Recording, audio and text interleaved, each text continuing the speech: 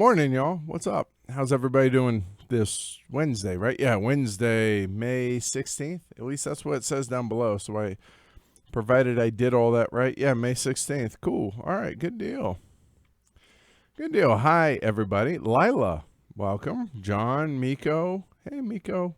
Robert, Guillermo. The rabbi's in the house. Andrew. All right, Kenny. All right. Good to see y'all. Suppose I had to bring the chat up for you guys, right? Yeah. Details. I know. There we go. Cool. So how's everybody doing this morning? I am on antibiotics to feel better. That's good. But powering through, actually feel pretty good today. They say, fake it till you make it. So there you go. So I feel like, yeah. All right. So let's see. Yeah. Oh, yeah. Chattanooga is in a couple days, isn't it? Or it starts tomorrow or Friday, I forget, right?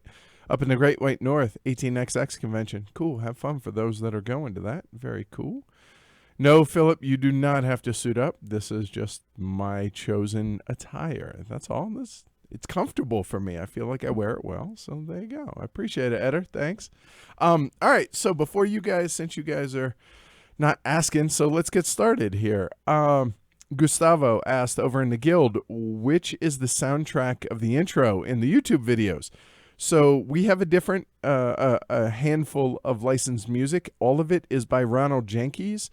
If you guys are not familiar with his music, well, you are because you listen to Heavy Cardboard, whether it's the podcast or the YouTube channel. So check out his stuff. Before we ever went live with our very first episode, we licensed one of the albums, and our title for the podcast, the main music is Disorganized Fun. And I'll be honest, I think we have the best music in the podcasting world. I say we do, but we've licensed the best music in the podcasting world, in my opinion, at least. So there's that. And let's see, for the intro of it depends which intro. It's off of a couple of his albums, and we've licensed a number of them now. And yeah, so there you go. So check out Ronald Jenkins here on YouTube. Good stuff. I've been a fan of his for 8 years now, maybe 6 years, somewhere around there. A number of years for sure. Rand says he's digging what he says, what he sees on the shelves behind me. Not coincidence. So let's see. We have the review. I'll figure this out yet. There. The review of Zolkin coming tomorrow to the podcast. So check that out. HeavyCardboard.com. John Company. We are going to be live streaming Tuesday. That is the last live stream before HeavyCon and before I hit the road.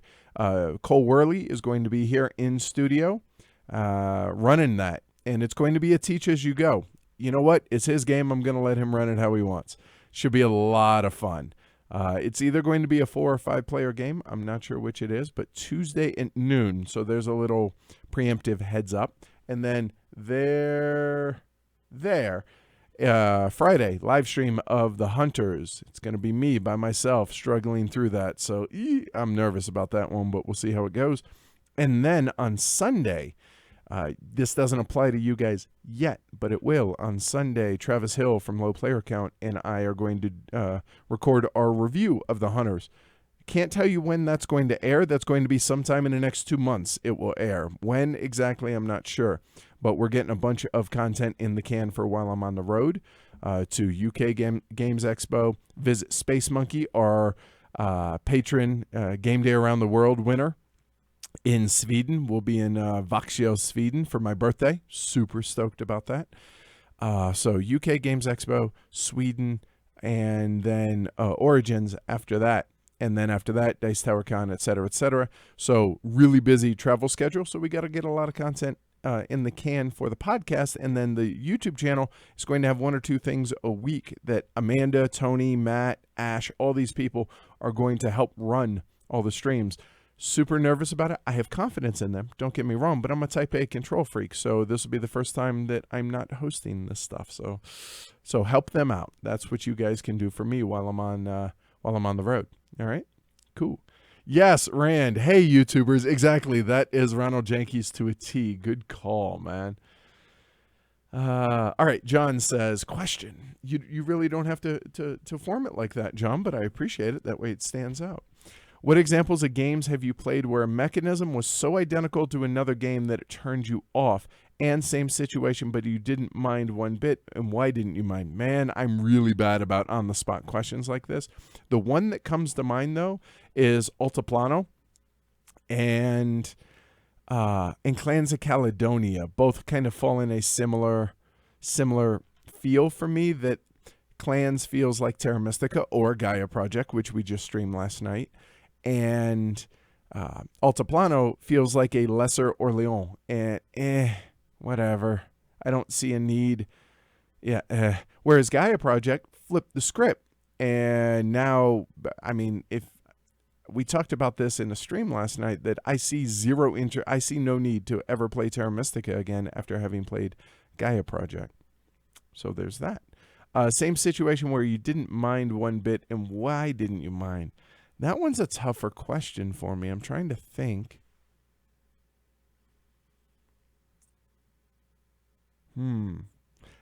I'll try and come back to that one, John. If I haven't asked it by the end of the stream, ask me again.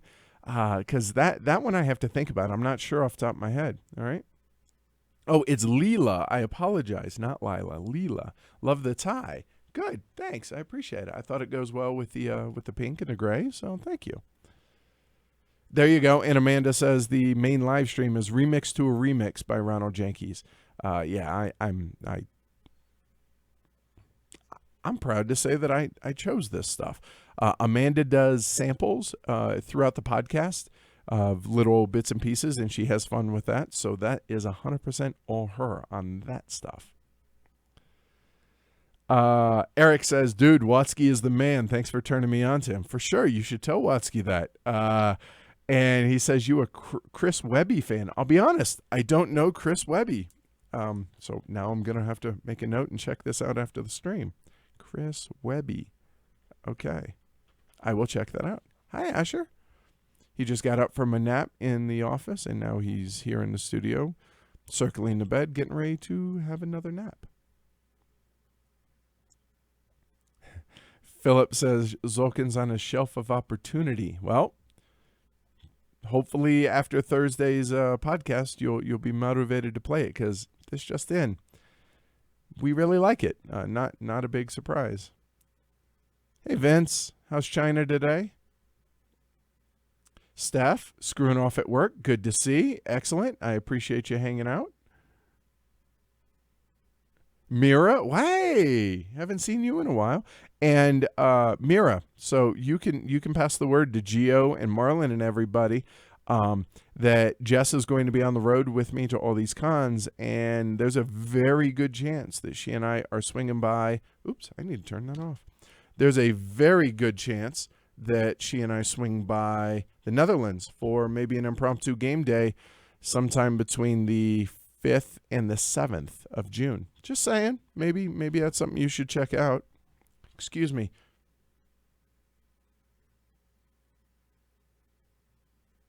All right. So do I name drop? I'm gonna on this one. So Jahres from Splatter just messaged me on Facebook. I will have to check that about our potential trip to Essen and everything. So yay.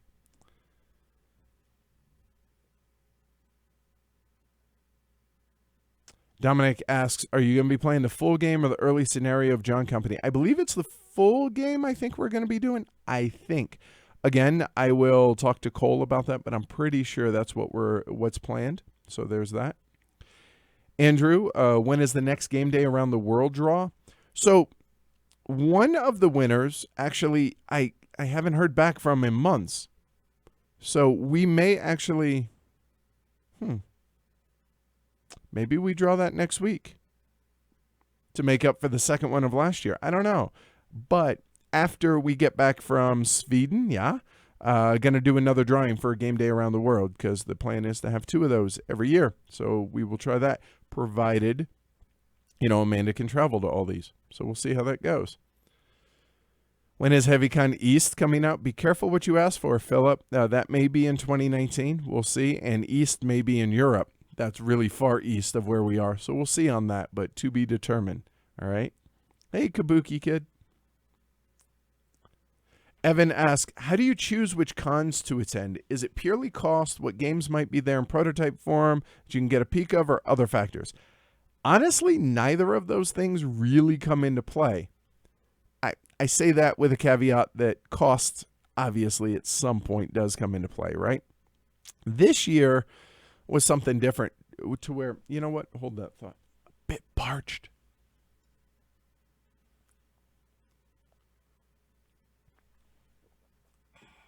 Yes, it's Earl Grey. No, I didn't make a London fog yet. I will here at the house. In fact, I very well might today, since this is all the stream stuff that I have to do today. So what cons? This year was kind of an experiment to go to a ton of these and to see which ones make sense to travel to going forward. And a bunch of things come into play. So the obvious ones for me going forward are going to be, in no particular order, Essen, Gen Con, which really surprised me that that was so important for the show. So we're talking importance for the show for a number of factors. You have Gamma, Gen Con, Essen.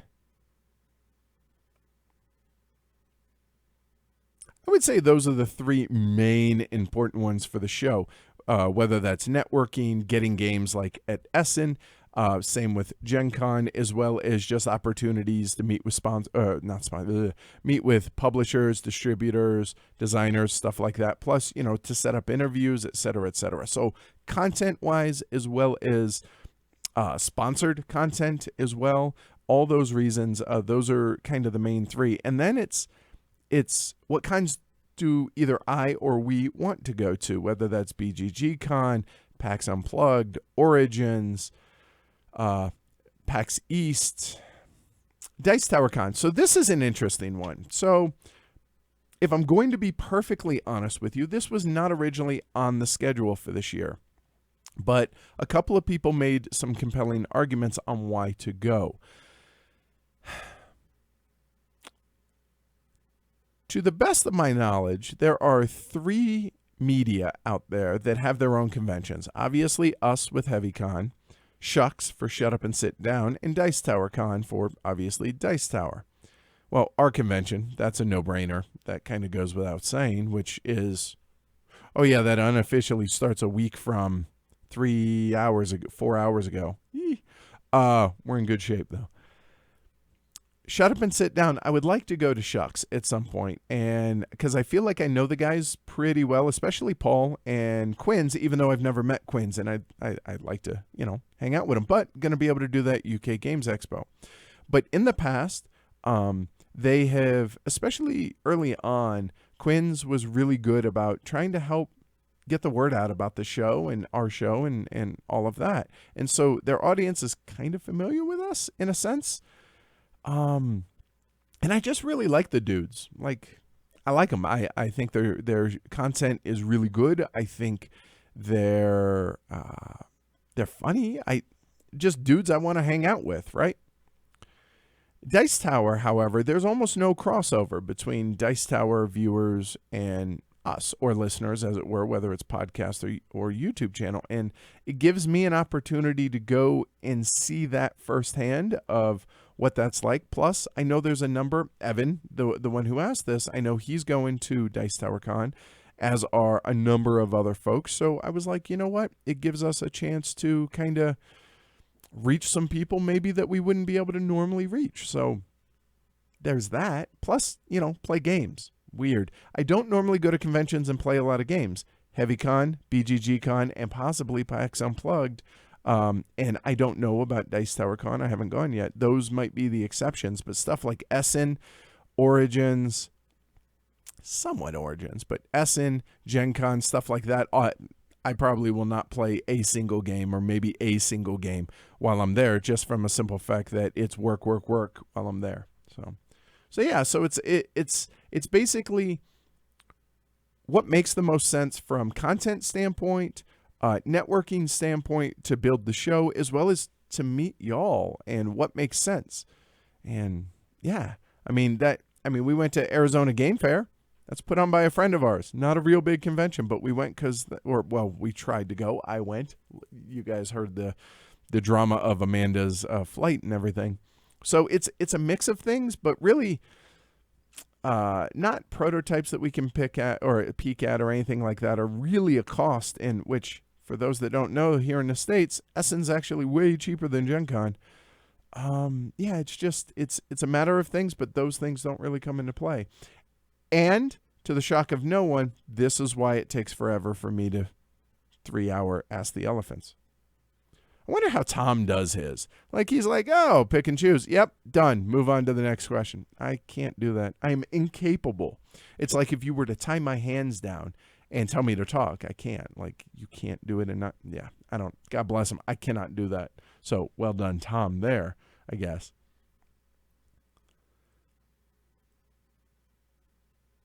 Andrew asks, 18 Ireland didn't make the cut for the Golden Elephant Award. What was it that kept it off the list? Honestly, it came down to, is it really special? Is there something about it that really stands out? And the mergers are pretty cool, don't get me wrong, but I don't know that there is anything like really good about the game. Not saying that the game's not really good. Does that make sense? It was close, and yeah, we decided to go 18CZ because of the two-player aspect and how well it did the two-player game. So that's why, that's kind of that.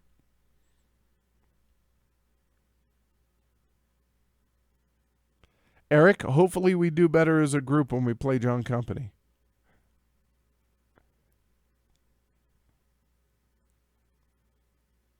Oh, Vince actually asked about the herd around the world. So 2 drawings per year. We're either going to draw, we may actually do back-to-back drawings when I get back. It's either going to be next week, and I'm not going to promise that just because that's HeavyCon week, and it's going to be chaotic a little bit here, getting ready for everything. Plus, remember, as soon as HeavyCon's over, 36 hours later, I leave for the big 4-week trip.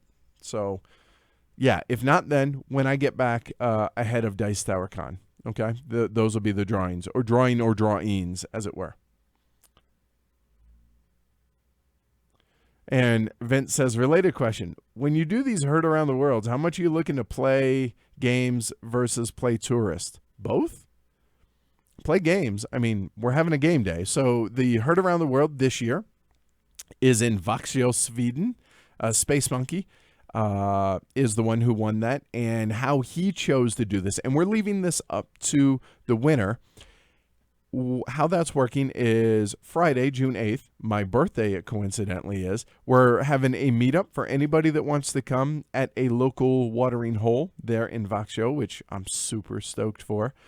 And then the following day, on Saturday, he's opened it up to a select group of folks for a game day and see how that goes. So I'm stoked. If he wanted to do it just like 3 or 4 of us, that would be fine too. It's entirely up to the winner how they choose. Now, that said, we fly out from Copenhagen in Denmark on Monday the 11th, I think it is, to go to Columbus, Ohio. So fly into Copenhagen on the 4th, which is Monday. Don't have to be in Vaxio until Friday. Rent a car, or, if there happens to be a patron or someone out there that wants to, that lives around Copenhagen and wants to, let us borrow a car for a week. Gonna drive around and explore local game stores. Gonna hopefully go visit the Netherlands, maybe I don't know if we're gonna go as far southwest as Belgium. But the Netherlands, some of Germany, obviously Denmark, and some Sweden, and then make it to Vaxio by June 8th, by that Friday. So kind of both, I guess. I mean, we'll see who gets drawn and where it is and go from there. So that should be, I'm excited about it. Don't get me wrong. I'm bummed that Amanda can't make it, but I'm still looking forward to it.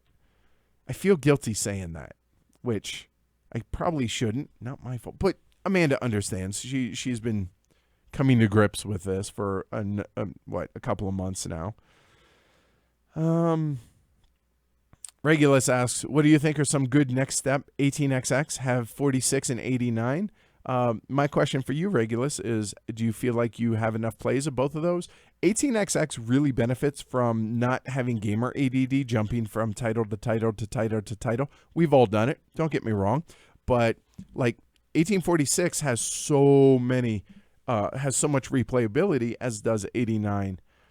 At that point, honestly, if you don't want to replay those and you want to try some other stuff, I would say find something, do a little research, and find either a specific railroads or a area of the world that the map covers, or find special mechanisms that you're like, oh wow, this sounds really cool, and give that one a try, as well as, factor in your cost as far as availability, whether it's from All Aboard Games and it's reasonably priced, no more than $120, $140, which I say reasonably priced. But again, all these are handmade. Keep that in mind.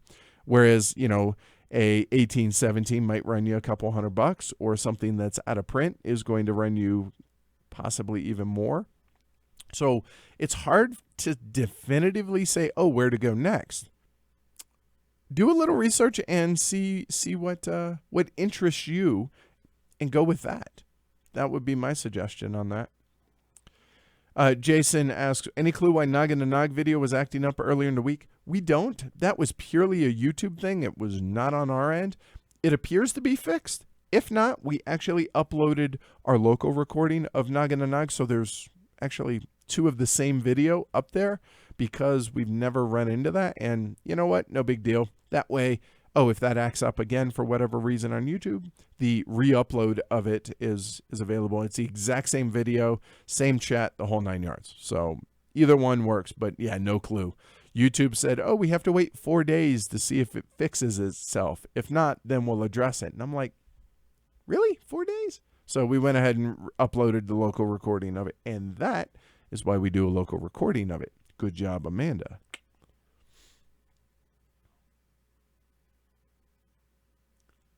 Degloos, do you think an expansion of the mind will come, like numbers with decimals or fractions? I don't know that it needs it. I'll be honest. So we got a fair bit of mixed feedback on that one, saying, oh, wow, why are you guys streaming this? Because it's so out of your wheelhouse, this and that.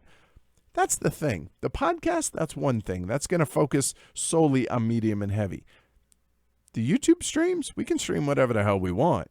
We've done plenty of filler. Hell, we did Azul, right? Which is another Spiel de Jahres finalist. So, thought it was fun. Plus, it's kind of a popular game, so why not jump in on that? No harm, no foul. And it's a stream I didn't really have to work for. Like, I didn't have to get ready for it like I did Terra Mystica or Feudum or something like that. Terra Mystica, Gaia Project, stuff like that. So it was just an easy way, and it's a good way to interact with you guys. So I saw no downside to it. Kabuki Kid, do you play video games? Not as much as I would like to, and not as much as I used to, but yes, I do. And assuming you do you also like heavier video games? Now, heavier meaning bigger, like a Skyrim, or do you mean like heavier, like The War Is Mine, like theme-wise is just dark? And the answer is yes to all of that. It's funny, in board games, I do not really like RPG type games, whether that's, D&D, Rifts, stuff like that from back in the day that I used to play. Shouldn't say I don't like it, just not my cup of tea anymore. Whereas video games, I much prefer RPGs and turn-based games, like going old school. Final Fantasy Tactics, I think, is still the greatest video game ever out there. Final Fantasy VII was always one of my favorites. Let's see, other stuff that I've been playing. Horizon New Dawn, I think. PUBG, which is Player Battleground.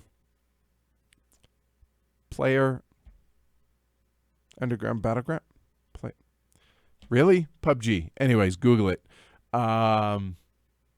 Let's see what else. Oh, dude, you want to go old school here? One of my all-time favorite games, and I'm curious if any of y'all are big fans of it. Gallop Racer, 2004. Yeah, buddy. And obviously, you know, Mario back in the day and Excite Bike on Nintendo. Anyway, we actually just went to Hyperspace Arcade here a couple weeks ago and played pinball. And Galaga and Miss Pac-Man, right? I mean, always. Pretty good at both those. International track and field, dude, when I get past the hammer throw, the high jump, is anybody good at the high jump? I've never beaten the high jump. I've never finished the game. International track and field, but dude, right? And remember the old pencil trick, right? Yeah, anyway. So, but video games, I don't play them as much just from a time standpoint anymore, but I do like to mess around. And after having gone to PAX East and watched the professional players play PUBG, I just realized I'm always going to suck. And if I ever do get a winner chicken dinner, it's going to be a fluke or a team one, because I will never do it individually, because I am never going to be that good. I've accepted my lot in life.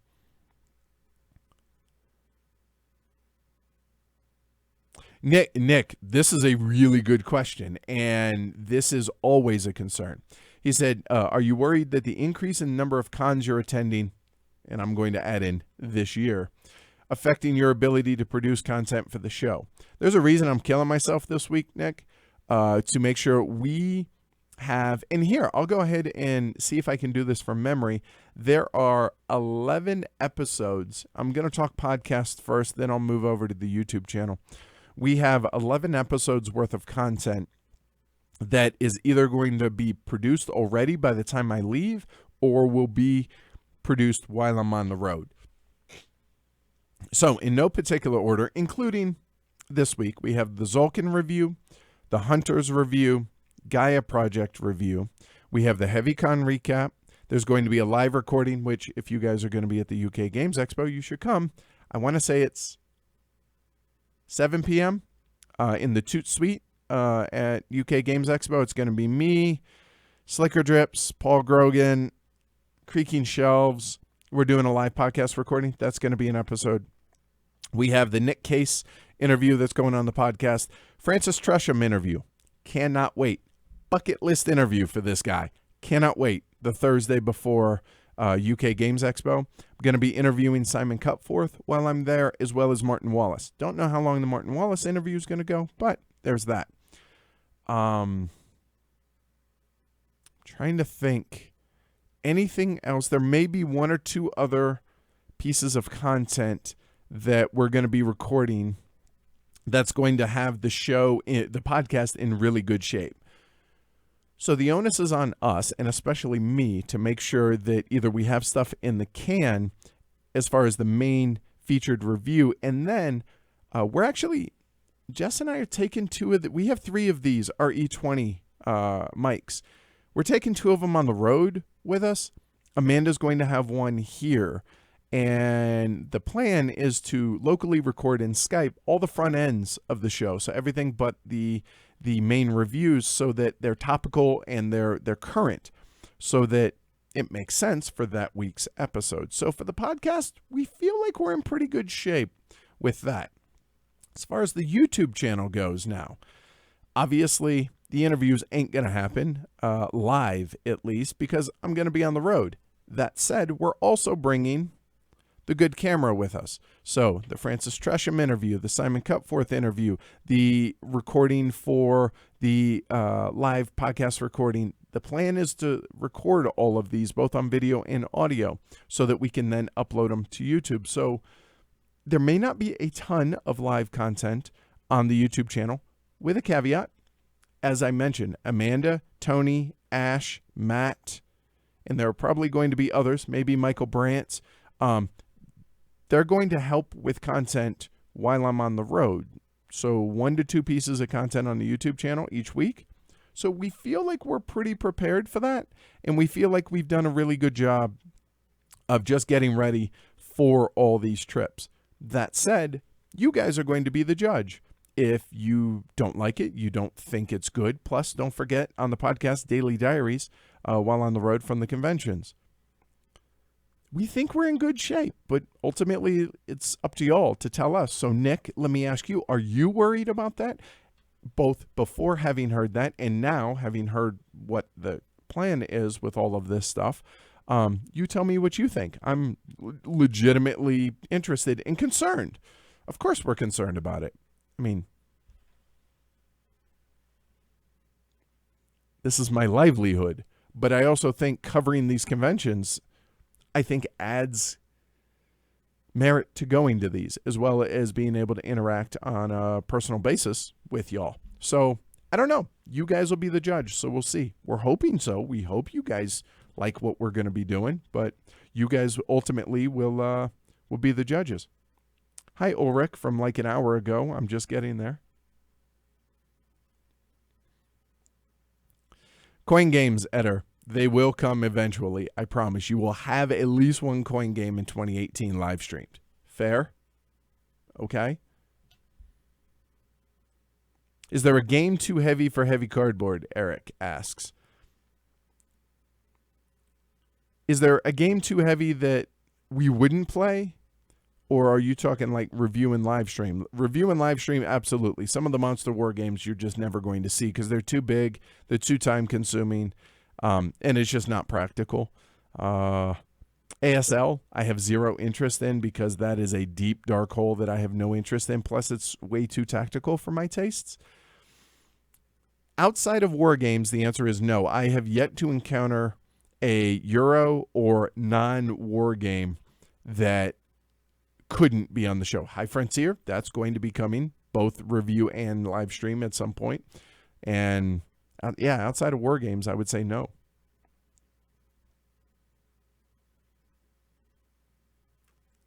Cool. All right, Rand, thanks.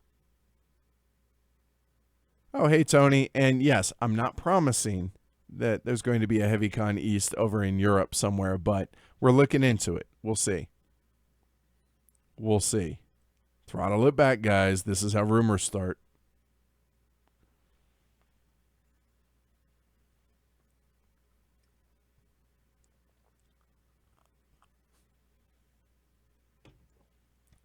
All right.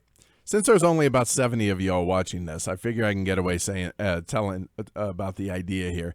Matt asks, we're over a month into baseball season. Where's the Stratomatic stream? Bonus points for having 2 extra non-playing friends on the stream to provide play-by-play and color commentary. So here is the legitimate plan. Amanda and I, 2-player, Stratomatic.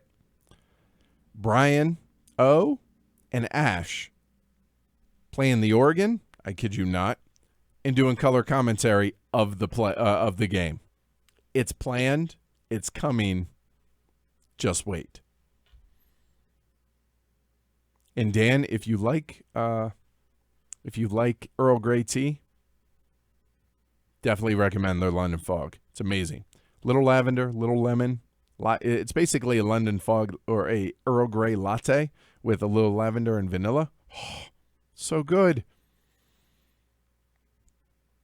Tony Boydell, when do I arrive in the UK? So here is the plan that is close to being finalized. It is not officially finalized, but we're real close. Fly out of Denver. So obviously Jess is going to be at HeavyCon. We fly out on Tuesday, arrive Wednesday morning. Richard is going to be picking us up, staying with Richard Wednesday night. And then me, Richard, and Jess pile into his car, and this next sentence is really cool. Go pick up Francis Tresham, and then drive to Birmingham. For the UK Games Expo. Unpack, get set up for the interview Francis Tresham. This is so cool. I am so stoked for this. Speaking of which, heard both patrons and non-patrons get ready to ask questions for both Simon Cutforth and Francis Tresham. I'm hoping to get a 90-minute interview on audio and video with Francis.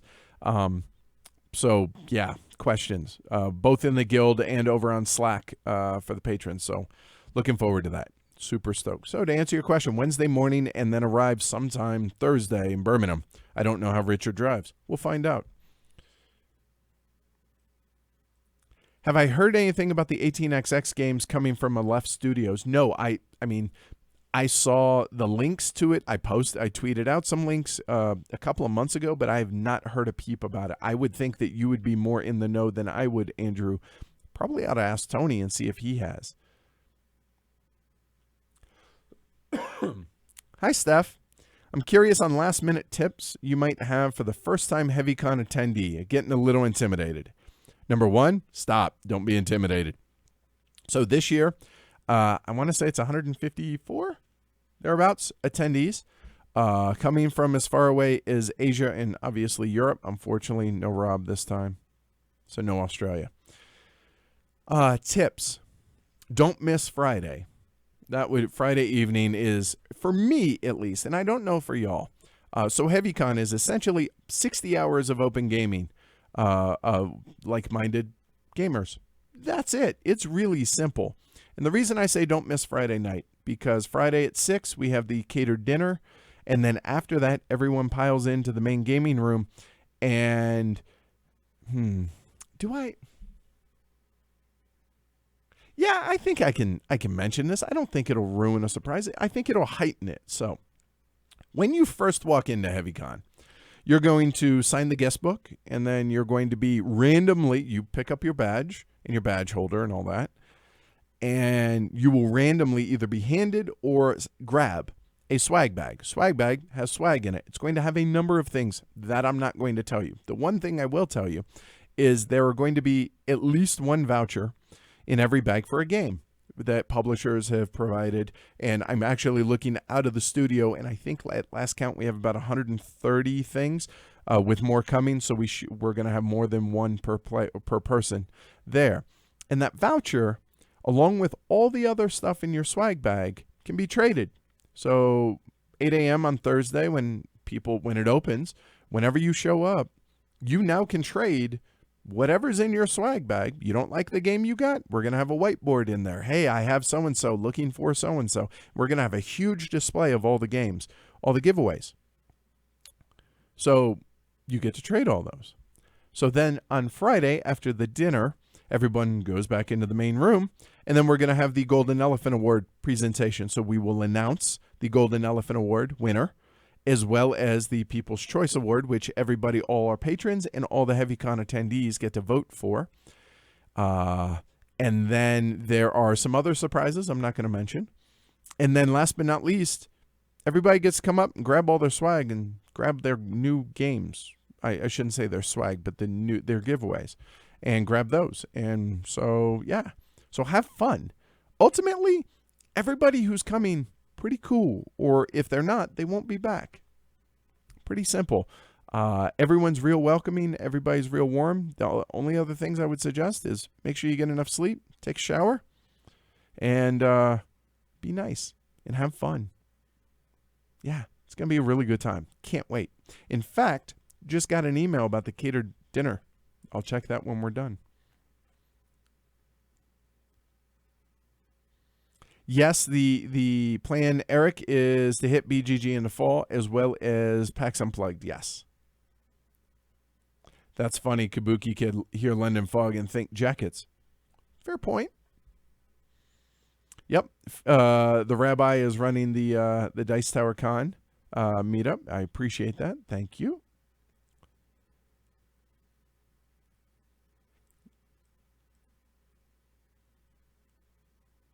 So Kabuki Kid and Deglu say you both watch Dice Tower and us, and we appreciate it. Absolutely. I'm just saying there's not as much crossover because, let's face it, Dice Tower tends to trend fairly lighter than we do, but I think it'll be exciting to check it out. I'm looking forward to it.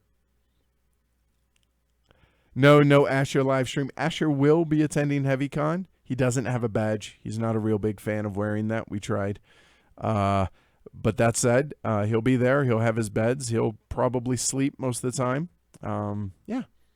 Oh, if you're coming to HeavyCon, a little quick warning, and I will also mention this to everybody.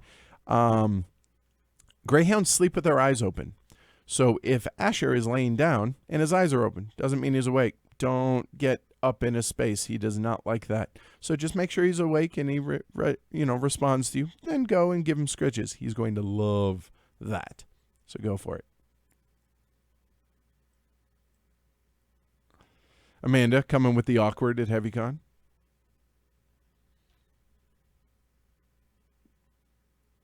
Nick says, since I can't attend HeavyCon this year, what do I have to do to play a game with you at Origins this year? Come grab me and be like, hey, are you busy? No, let's go play a game.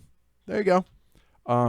Clay over at Capstone is going to be hosting me over at the Origins or at the Capstone Games booth. I'll be spending most of the time during the day there. There is hopefully going to be a heavy cardboard meetup on Saturday night at Origins. To be determined on that. I realize it's coming up real quick, but we're waiting to hear back from Dominique. And hold on. Actually, this kind of, let's see. Boom! Saturday, 7 p.m. Thank you, Dominique, at Gamma. So it sounds like Barley's, Saturday, 7 to 11 at Barley's. Saturday, Origins. Be there. And that's going to be just a kind of a hangout. It's not going to be play games necessarily, although Capstone has a huge room, apparently, that's going to be good for open gaming, that he has extended that to us, which we are extending to the herd.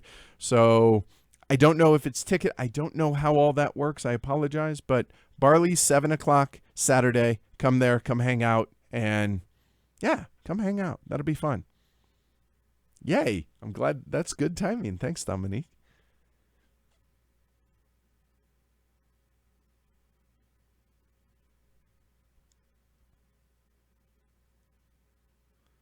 Leela wasn't planning on going to Dice Tower Con, even though only a couple hours away. Might have to revise plans. Come on, come play games. Let's do that. Let's hook it up. Yes, Mira, HeavyCon next year. Yes. Jeroen can't be the only Dutch person there, okay? And David, a fellow hand mover while talking, says, even when I'm on the phone, because I can't stop moving, I'm the same way. And dude, when I'm on a serious phone call here at the house, it goes from the office to the living room to the studio to the bed. I'm pacing and walking around and talk. Yeah, dude, it's ugly. It's funny.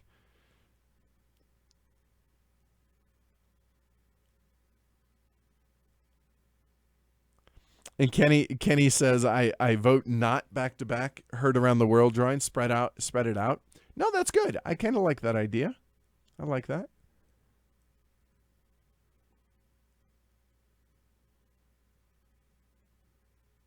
Okay, I appreciate that, Deglos. The Mind Stream, you had fun? Yes, we did too. Good idea. You were right to do it. Awesome. Yay. Hi. How's my favorite lizard? Of the fibrous kind. How did I forget Fallout? Fallout Tactics, Fallout 1, Fallout 2, and now Fallout 3 and 4. Loved them. Huge, huge fan of solo RPGs. So it's funny. Going back to the video game thing, almost never play video games online with other people, PUBG being the one exception. And if I want interaction, come to the table and play board games. That's so completely polar opposites of that. And I will say, if I had more time, I would be more. If there was a video game that I wish I had, I made more time for, it would be Out of the Park Baseball. My dream job, be a GM of a baseball team. I mean, obviously, I wanted to pitch. I used to pitch and was pretty good until I blew up my shoulder. But I always wanted to be a GM of a baseball team. That is my ultimate dream job, and Out of the Park Baseball allows you to do that. Yeah, awesome. But just don't make the time.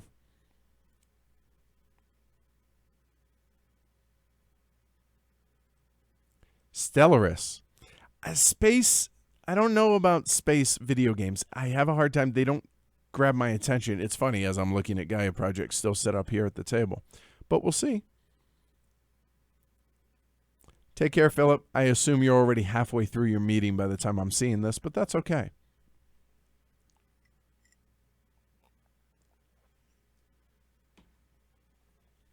Man, Evan and Nick bringing good questions today. Not that the rest of y'all aren't. Don't mind you, but Evan asks, do people in your group, i.e. Sweater Mike, Tony, Ash, etc., play games differently off camera versus on, i.e. more AP, slower play? I assume you play a certain way to facilitate the stream. Honestly, I don't really think so. I think what you see is what you get with pretty much all of us. Kudos to Banker Dave, who can take a little bit longer at times off camera. He tries to speed it up during and on and off, for that matter. We've gotten conditioned to think out loud. There was a really interesting discussion, and it might have been you, Evan, that brought this up. I can't remember who did today in Slack about, do people find themselves kind of thinking out loud on their turns, or do you use your inner monologue when you're playing games? Obviously, with me, I've learned that I do two things now because of the live streams. One, I'm always talking my turns out loud. There is some stuff that I might, yeah, like that if it's, strategy and I'm trying not to give it away, as opposed to what I do on the streams.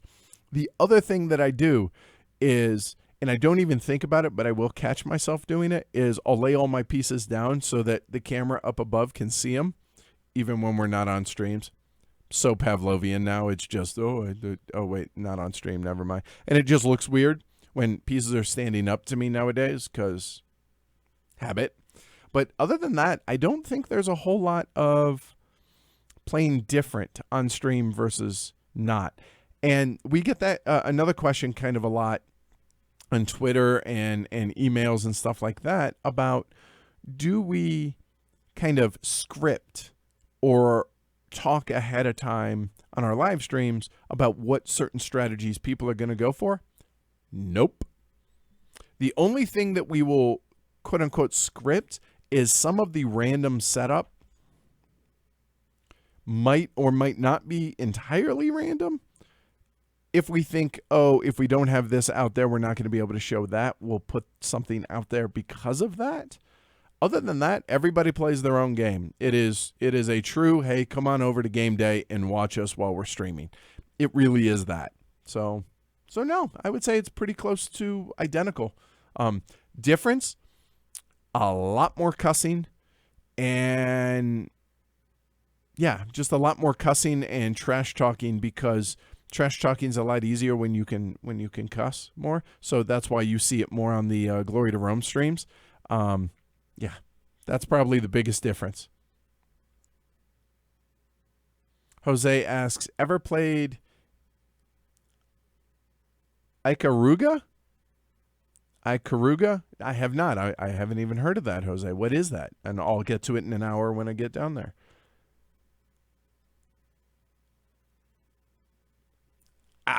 Morton says, a month later could have gone around Denmark and neighboring countries in my car, but can't spare it. Bummer. Well, I appreciate the thought, though, Morton. That counts. So thank you. Ikaruga. So it's according to Kabuki Kid, it's a video game for the Dreamcast.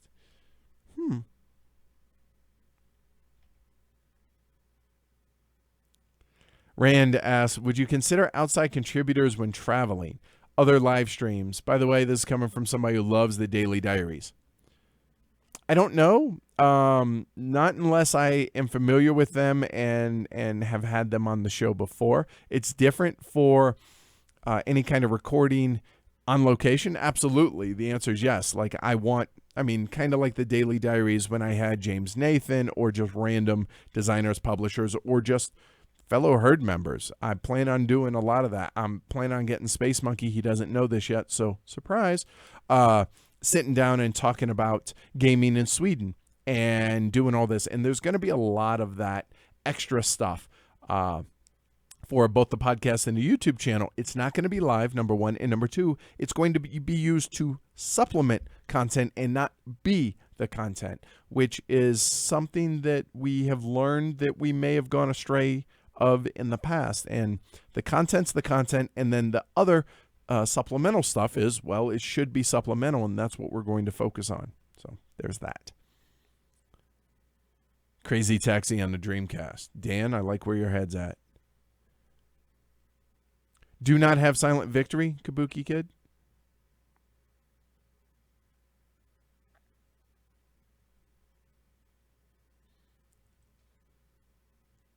Jess, Sega Dreamcast, most underrated system, her favorite. Hi, Jess. Jose agrees. Okay, apparently there's a lot of Dreamcast fans out there. So we have Dan, Jess, Kabuki Kid, Jose. Wow. All right. Who knew the Dreamcast was such a popular system? Didn't live real long, did it? Thanks, Jeff. Appreciate it. Nights into Dreams. Dominant. Wow, there's a lot of Dreamcast love. Who knew? Not this guy.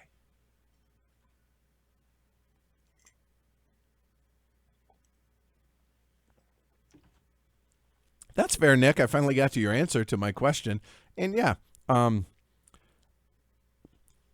would ask that you give us feedback as it goes and afterwards when I get back, and tell me and tell us what you think, how it went. That's going to be really important. So I'd appreciate that, Nick, and everybody else.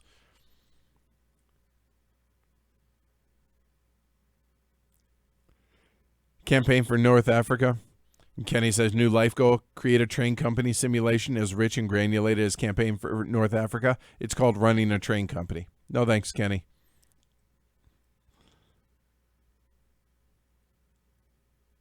Yes, pasta water for the Italians in campaigns for North Africa. Nuts. Awesome, but no. Got any big plans for Origins? NBO asks. Going to be your first con. Awesome. That is Origins, I found out last year, an excellent convention to be your first one, because it's kind of a bigger con.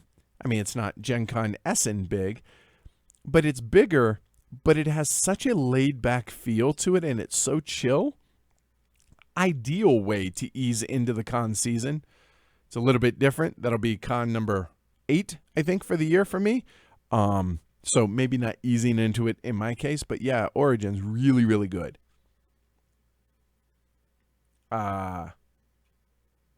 Big plans? Hang out at the Capstone Games booth, meet listeners and viewers, network some, obviously, hopefully play some games. The meetup now, Saturday, 7 p.m. at Barley's. I think the plan is to head over Thursday for the Brawling Brothers Shindig and the Blue Peg Pink Peg. I know Friday, I think Secret Cabal does theirs, I think. And then Saturday ours. But other than that, no, it's pretty laid back. Gonna eat some damn good food while at Origins, though. One of the things I'm most looking forward to. Being honest, food's really good there. The North Street Market, I think it's called, that's across the street. Awesome. Jose says, for Stratomatic, you need to teach baseball also. Fair point. Huh. That would be interesting. All right.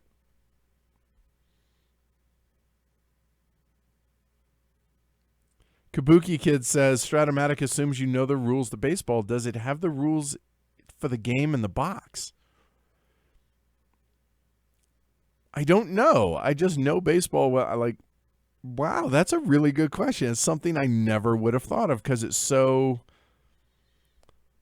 I mean, baseball has been when it comes to sports, that's always been my true love. And the idea of somebody not knowing baseball is foreign to me, which obviously is stupid. I get that. But no, I don't think it is. I think, and there is a lot of minutia that you can get lost in when it comes to the rules of baseball. And some of it does not make a lot of sense. I'll grant you that. But then there's other sports. Like, I don't understand cricket. It's entertaining. I understand the wickets and all that. I don't know I don't know the rules. So it's probably similar in that regards. Evan says, wow, 150. Oh, wait, there we go. 154 HeavyCon attendees. As the show keeps growing, will the con keep growing, or is there a cap in mind?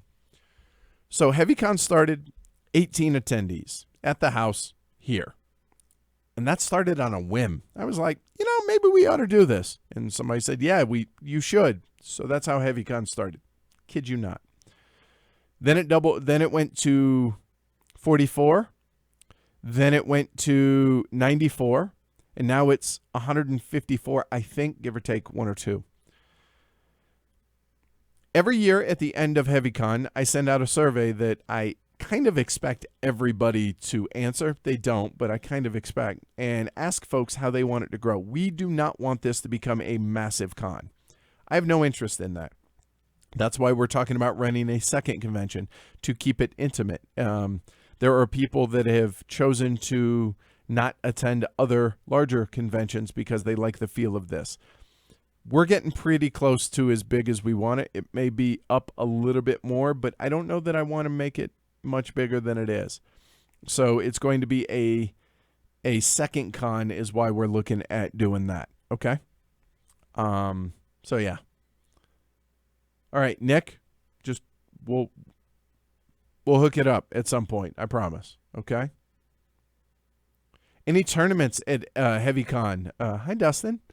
Yeah, Ash is running a PAX Renaissance tournament. That's the only one that I know of this year. Maybe in subsequent years there might be more.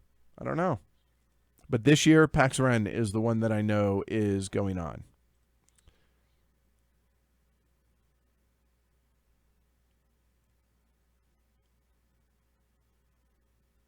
Any older games you haven't streamed you'd like to? Hundreds. I'm not exaggerating. NBO. Hundreds. I'm newer to the hobby and older games interest me. I'd like to see more throwbacks like Bora Bora. We're just mixing it up. So this is not a hard, fast rule, but a rule of thumb, a general rule is May, June, July, August, September, October. Not really. I would say more August. From August through May, kind of. So that's June, July. Hold on. August through March, I think. That time of year tends to be when a lot of the new releases come out. That's going to be a focus on the new releases. HeavyCon, Essen, Gen Con, stuff like that, and to a lesser degree, Origins. The rest of the year tends to be older stuff. Not always. There's a give and take there, but that's kind of the rule of thumb that we try to do both when it comes to reviews on the podcast as well as live streams. There's going to be, literally there are hundreds of games downstairs that we want to stream that we haven't gotten to. So the good news is years of content. And last I checked, they made 3,500 games last year. I don't know how many of those are really good games or viable streams for us. But even let's say there were 25. That's one every 2 weeks of a new game. Plus factoring in the hundreds that are downstairs. Yeah, we have decades worth of content available, both for the YouTube channel and the podcast. So, I think we're good. We'll get there. I promise. So yeah, there are so many games downstairs that we want to stream still. Eric, how about them Yankees? Yeah. I'm a Reds fan, man. I'm miserable. Let me enjoy my misery.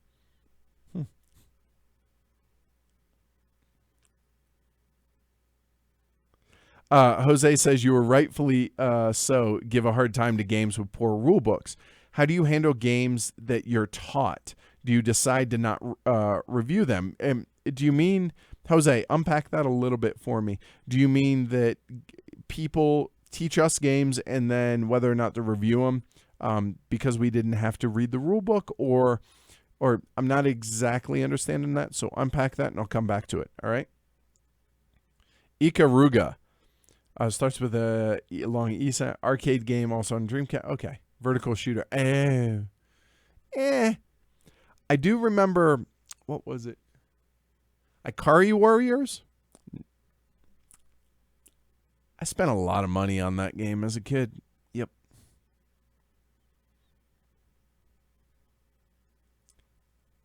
Hey, Kenny. So, okay, he says, you mentioned going astray with the content being the content. Do you mind unpacking what I meant by that? Yeah, in the past, we have not had stuff in the can, meaning recorded ahead of time so that the podcast doesn't suffer. And so we would use supplemental content as the main content to kind of fill in when we weren't doing that. We realized through feedback from y'all as well as the folks in a small council just saying, hey, let's not do that anymore. And so we have made a seriously concerted effort to ensure that that does not happen going forward. Focus is the main content, whether that's interviews, reviews, and obviously con recaps for Heavy Con, or if I'm doing any kind of live recording like I am at UK Games Expo. That feature content. But reviews, interviews, and the occasional little thing here and there. Everything else is supplemental, whether that's daily diaries or, meeting with local game store owners and doing little snippets here or there, or con interviews, meaning the shorter, non-long form conversations with Heavy Cardboard, stuff like that. All that is going to continue to be supplemental content and not the focus. So the reviews and interviews, those are going to be the focus for the podcast going forward, as it has been, especially with emphasis on the reviews. So the exact ratio, we don't know, but it's not going to be on a 1-to-1 ratio. It'll be like 3-to-1, thereabouts-ish, as interviews happen and as they're available. So it's going to, kind of ebb and flow in that regards. But other than that, for the podcast, reviews, that's our bread and butter. That's what got the show where it is. That needs to make sure that that stays the focus, and that's going to be the focus. Everything else is supplemental. That's what I'm getting at. The YouTube channel, that could be all kinds of stuff along with the playthroughs. But when I say YouTube, but both YouTube and Caffeine, and with our kind of gonzo impromptu streams of just hanging with Heavy Cardboard, where we're just going to play the game. Or we're going to do play with me type things like I did with Through the Ages, stuff like that. But anything on YouTube live-wise, or Caffeine, obviously, which is live, need to be here for the most part. Otherwise, it's going to be recorded stuff that we upload. So, yeah, hopefully that's unpacked enough. Does that make sense? Leela, another Dreamcast fan. Kenny's like, what's a Dreamcast? Yeah, it's a older video game system around the time of the PS2, PlayStation PS2 time frame.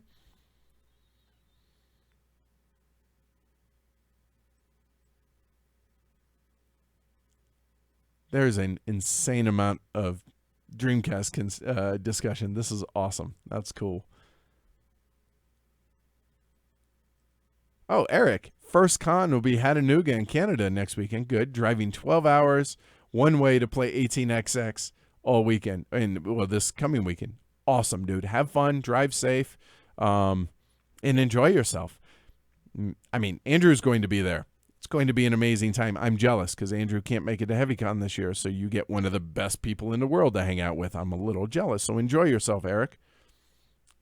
Or maybe it's Andrew gets to enjoy time with you, Eric. Maybe it's the other way around. Andrew is Canadian, though, so there's that.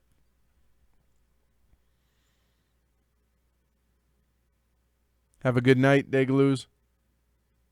No, Matt says, do I have basketball shorts on today? Nope. I've decided I'm going to swelter for you guys because I'm tired of any time I have to leave the stream and I have to go leave the studio. I'm tired of you being able to see basketball shorts, below. So, nope. See?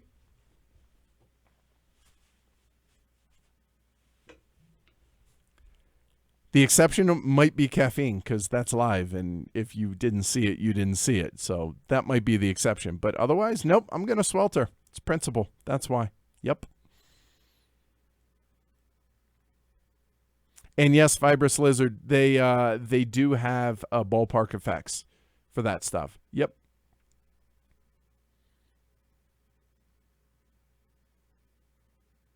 Igor from Croatia. Awesome. Welcome, Igor. Your game choices are benchmark for my collection. Hooked me on Lagerstätten. Now we can't get it. You know what, Igor? Send me an email. And if Amanda's down for it, we could hook something up. How's that? Shoot us an email. contact@heavycardboard.com. See? See how easy this is? Not always. There's some games. No. Portos, pushing for HeavyCon Canada. We'll see. Penny Arcade. I mean, there's a bunch of PAXs, right?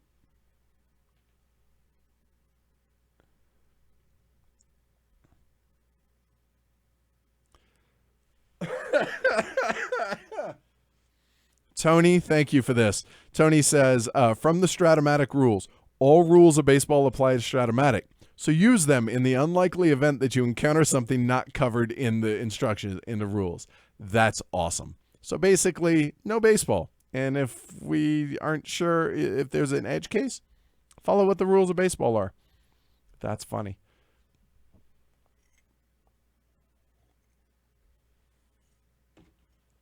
Yeah, Ash, not Asher Etter. I don't know. You know, I've never actually asked Asher if he's a big Pax Ren fan or the Renaissance time period. Or, you know, that he and I haven't had real deep conversation about that, but maybe that should happen.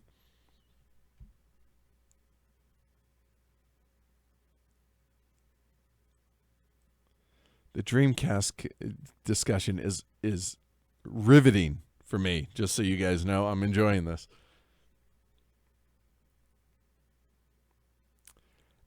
Evan, another good question. Man, for streams, do you match certain players for certain games based on the type of game or mechanism, or is it simply first come, first serve who's available? In a perfect world, we do the former. A lot of times it's the latter, because life, right? Most people have day jobs, and I have to accommodate them. And who's available when? There are certain games, though, like if it's heavy negotiate, like John Company, I wasn't asking Tony to play that, right? So we try and match up the players and the types of games that they're likely to enjoy, because I don't want them being in here, especially as the weather gets warmer. We have 2 fans in here. It still gets warm. These lights put out a fair bit of heat. Plus, we have a couple of windows that are covered up, but still puts out some heat. I don't want them in here going the extra mile and helping us out and not enjoying the game. It doesn't make sense. Plus, let's face it, doesn't make the best watching if somebody's like, although, let's face it, most everybody here puts on a really good face. Anyway, call a spade, but puts on a good face and doesn't make for bad viewing, I don't think. But we try and match up players to the games as they make sense. There are some exceptions to that. Just, hey, if you're available, I really would appreciate it. And that happens a fair bit, which it's funny. There are a lot of people, a lot of viewers out there that are like, oh, I would kill to be on a stream, this and that, etc. A lot of people here that are like, yeah, just, about it. So that's okay. They don't have to. They're doing us the favor, which means they're doing y'all the favor for doing it. Because let's face it, they're not paid. We try and feed them. There's that. Try and take them on trips when it's possible and do stuff like that. But not getting rich doing this, right? And so, yeah, it's this is literally, they are the most important part of the YouTube channel and the live streams, because without them, it's a whole lot of solo or 2-player with me by myself or me and Amanda. Hey, Skippin', how you doing today, man? See you next week. Are you going to be able to be down for the whole weekend? And no flooding this year. Dirty 8 Super. Going to play Big Trouble in Little China. Hadn't planned on it. Should we?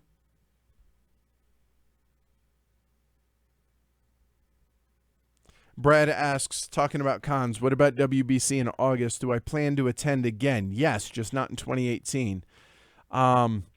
Once Amanda's convention schedule got nixed because of her day job, that kind of took WBC out of it. Didn't make sense to go to it then by myself, given the type of convention, and WBC being the World Board Game Championships, because that's half vacation, half convention, or maybe 3/4 vacation, 1/4 convention. So will we go again? Hopefully for the show, possibly, but not this year. Do I have a favorite documentary?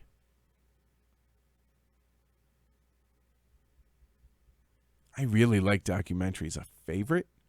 Whew.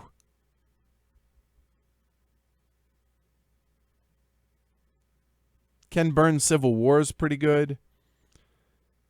Um, Man, good question. There's a lot of good World War II ones out there. Basically, war-related documentaries, I think. Not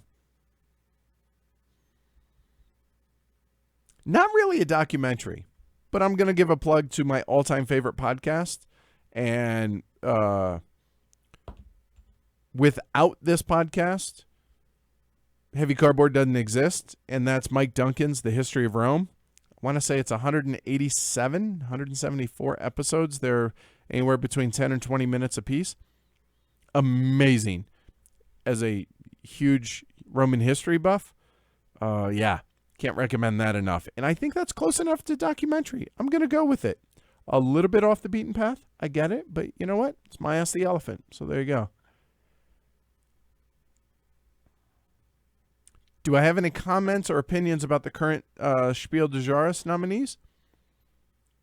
Azul's on there. The Mine's on there. Cool. The Kenner Spiel de Jahres and the expert version of the games or the of their award was part of the impetus of why the Golden Elephant Award exists to begin with. Because there's outside of the Golden Elephant Award, and to a lesser degree, and I don't mean lesser as in it's not as good an award, I mean lesser in that it still doesn't cover as heavy a games as the Golden Elephant Award does. The Jogo de Ono, but which, the Spiel Portugal guys hand out, there's an entire aspect of the hobby that gets completely ignored until the Golden Elephant Award came about, and it's because of those awards not covering those games is why the Golden Elephant Award exists. And I think we did pretty good this year. I'm curious what you guys think about the 6 finalists for the Golden Elephant Award this year, and I'm curious what you think wins. Good to hear, Kenny. Thanks. Eric, what was your biggest fanboy moment over someone in the industry? So this is going to sound really whatever, like, yeah, okay, bro. I don't really fanboy that much, and that means whether it's celebrity, like real celebrity, or in the industry, or anything like that. Like when I met Mwatsky, I was like, hey, that's pretty cool, and I wanted to tell him, hey, I really appreciate Moral of the Story, because that song has kind of been my life's theme song for the last couple of years. Thanks, Brandon.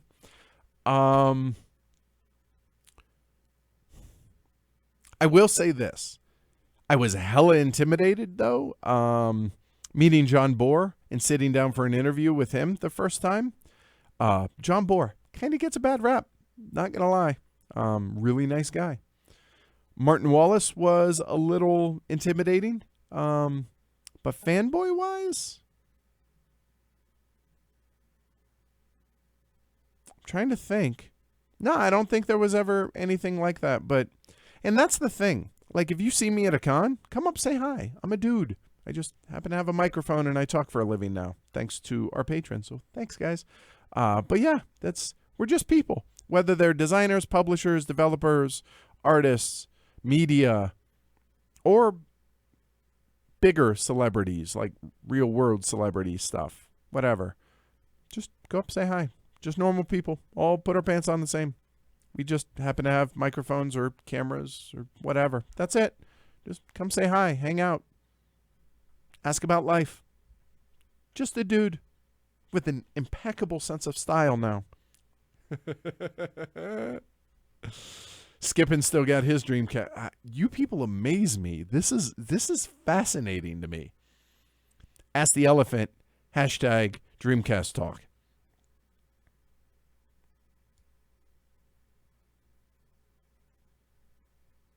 That's a really good question, Jose. He said, yeah, that's what he meant, talking about rule books.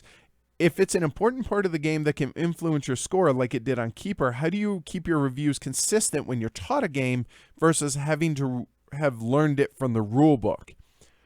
And that's actually a really good question from a standpoint that it's all, for me at least, it's always easier to be taught a game than read or learn the game from a rule book. That's me. That's the way I learn. I learn real well by doing and moving pieces around and all that stuff as well. But whether it's Paul Grogan's videos or our live streams for how to play games, that helps me a lot.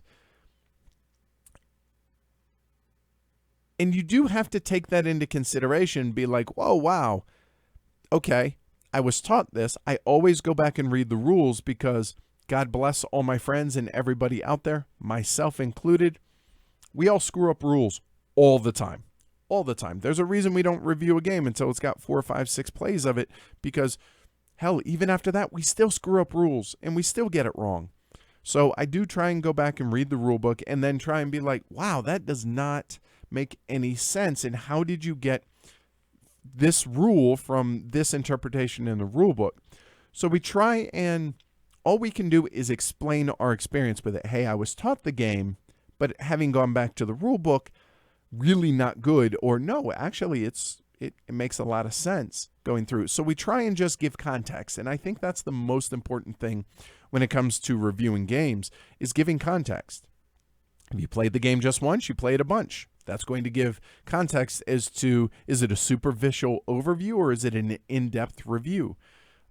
Whether that's of the rule book or any aspect of the game. That's a really good question. But yeah, just give context. That's the biggest, most important thing, I feel like, when it comes to that aspect of reviews, especially, Jose. Good question, man. It's true, Andrew. That's awesome. I would love... Next year, Andrew, when you come back to HeavyCon, I want to see that shirt, one of the best people. That's awesome. Straight hipster jeans on it. They are not hipster jeans, dude. They fit very well, thank you. You know, I knew somebody was going to go there. Bama man, send me some Winsomes then, after the Lagerstatten comment with Igor. No, sorry. And I said we work something out. I didn't say I was giving it. We could trade, sell it. Didn't say we were giving it. Easy there. Any thoughts on the ruling about legalization of sports betting? And are board games a sport? Nope, they're games. Thoughts on it? It's about time. And I hope that this is the next step to legalizing online poker. I mean, I feel like that ship has sailed. Obviously, I had a dog in the fight for a number of years with that, having played professionally, played poker professionally online for a number of years. I think it's a good thing. Here is my big feeling on this, not to go too political on this, but the government's job is not to regulate people from themselves. If you're like, we have a $100 max bet here in Colorado on any single action, meaning whether that's in a pit, blackjacks, craps, pie gout, any of that stuff. That also applies to poker. And the point, the idea behind it is so people can't lose as much money as fast. Your job as the government is not to regulate what somebody does in their own home. Don't regulate or regulate themselves from themselves because, oh, so they lose it slower? So I am a really, really big fan of the idea of legalizing sports betting. Let people do what they want. And I know that there are companies out there that actually look for irregular patterns to try and make sure there's no match fixing, stuff like that, whether that's baseball, football, soccer, whatever.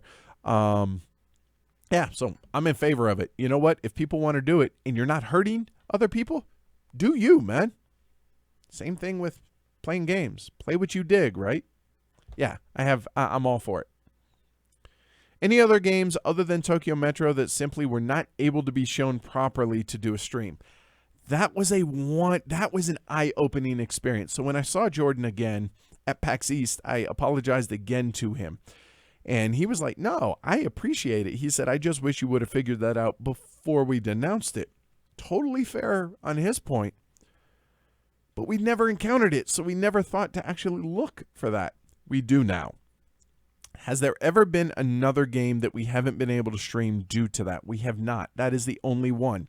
And the main reason for that is because the actual Tokyo Metro map is white, and there are so many colors on the map that the actual pieces got lost on the map. You just could not see them. Dude, we spent hours trying to figure out. We were using dominant species cones. We were trying cubes. We were trying discs. We were trying even the little Safari limited miniatures that we use for dominant species. We tried poker chips. We tried all kinds of stuff, and we just could not make it show up and show well on the camera. So we said sorry, and I felt horrible about that. But no, that's the only time that has... that's the first time that's ever happened, and I imagine it will happen at some point in the future. You guys just might not know about it, because we're going to try and make sure that before we announce something like that, if we think it's a question, we check it. So, you know what? You live and learn, right? Loaded Toad, new fan joining, loving the content. Thanks. Awesome. Welcome, Toad. Awesome. And now I'm picturing Toad from Mario. Not at all your picture, though. Just saying. Canada is not east, people. It is if you go further enough east. It's more east than Denver. To their defense, Mira. Just saying. Well played, Kenny. Asher prefers Pax Paw Furiana. I love you. Don't ever change. Love that. Thank you. Would be funny if Stratomatic Rules said, if you don't know the rules of baseball, why the hell are you buying this game? Good point.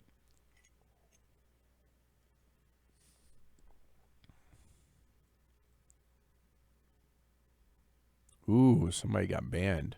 Good job, mods. And by mods, I mean Amanda. Thank you. I missed it, so good job getting on that. Any news on the redesign, revamping of PAX Premiere? Nope. What you heard in my interview with Cole, I'm sure it'll come up while we're streaming John Company. Here's what I do ask for everybody watching. Don't turn the John Company chat into PAX Premiere Talk 101. I'll probably bring it up and ask Cole. Let it go with that, is what I would say. So, but no, there's no new news on that so far. All right?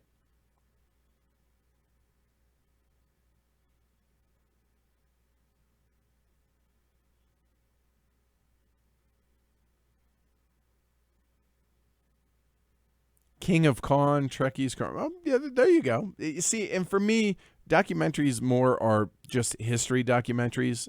That's not always the case. Was it Too Big to Fail, I think, was another good one. But yeah, I tend to like just historical documentaries.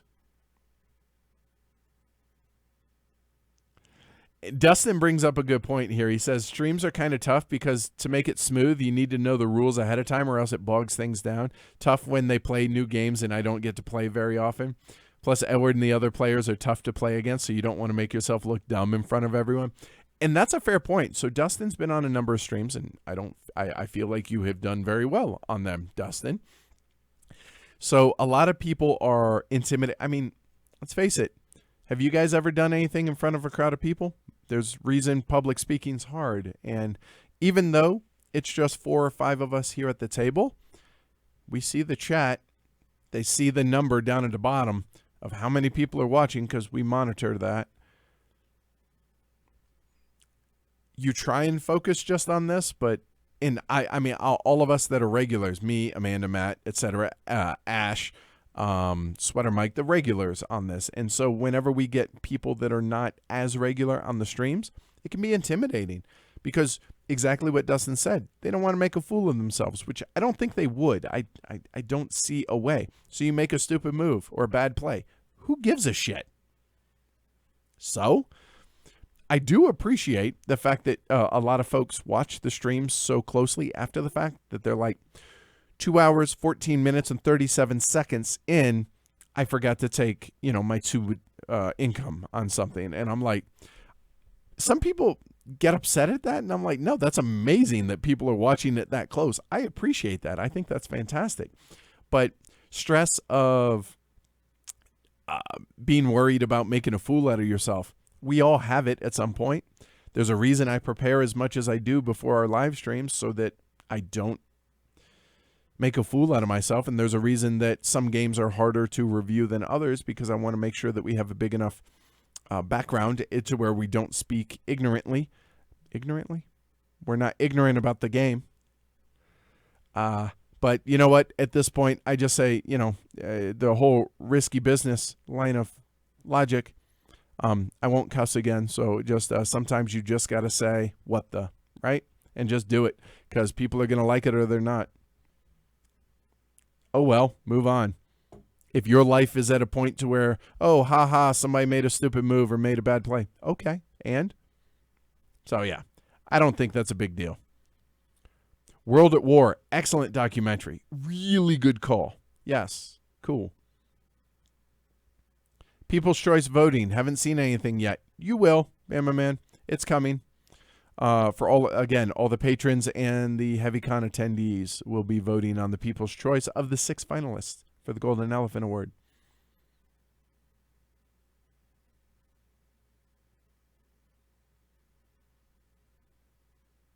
Planet Earth, another excellent documentary series. Good call.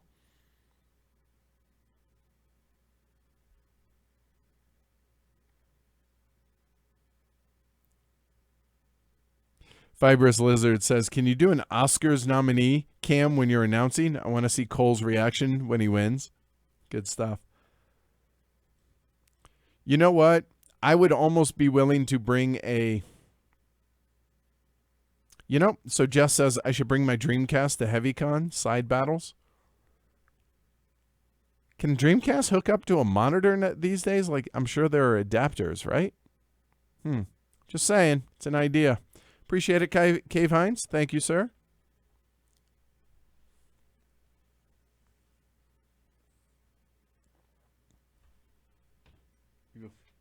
Dregs of the tea. Not good.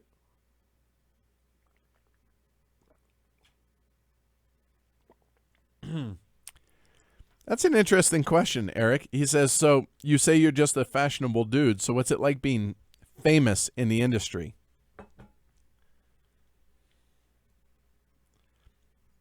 I'm known. I don't know that I would say I'm famous. It's cool. I'm not going to lie. Like, there are some of my favorite things about what the show allows me or offers, right? Obviously, I get to do this for a living. 693 of y'all. Thank you. But being in the industry, and this has nothing to do with being known in the industry. This has to do with being in the industry. My favorite thing is the day before a convention opens, getting access to behind-the-scenes stuff. Whether that's SN, Gen Con, Origins, any of this stuff. Seeing everything getting set up and just people just being people and just, hey, haven't seen you in a while. What's up? I love the access, I think, is probably the coolest aspect of what the show provides in that respect. From it's cool to be a whatever you want to call it. I think the other big thing that being known does is it allows me to meet a lot of people easily. And I don't mean fellow industry folk. I mean, y'all. I'm an extrovert. You may not have realized. I don't have a problem going up to people and saying hey. But a lot of people in this industry do, and in the hobby, I should say, and that it grants me the ability to be able to meet so many of y'all, and that's my favorite thing about having the show, is meeting folks at cons. That is the highlight of, I'm not gonna say of my life, but it's one of the highlights of the show and producing the show, and affecting other people's lives. That's the other thing. Now, in the end, they are just games. I say that as somebody whose livelihood depends on it, right? But they are just games. It's the human connection and the stories that people have shared via email or various other ways of conveying stuff that matter and that I remember and that has an impact on my life in a better way, and being able to affect and impact other people's lives, not because we reviewed a game really well, or we did a great live stream or anything like that, whether it's Amanda's mental health, being frank about her her BPD, or whether it's hers or my struggles with weight loss and how all that went and is going, and whether it's, what the discussion of hers and my separation that, we talked about in last week's episode. Just being open with this stuff has allowed other people to realize that they're not alone in various struggles in life or successes in life or any of those things, and being able to impact people's lives and get that kind of feedback is really amazing.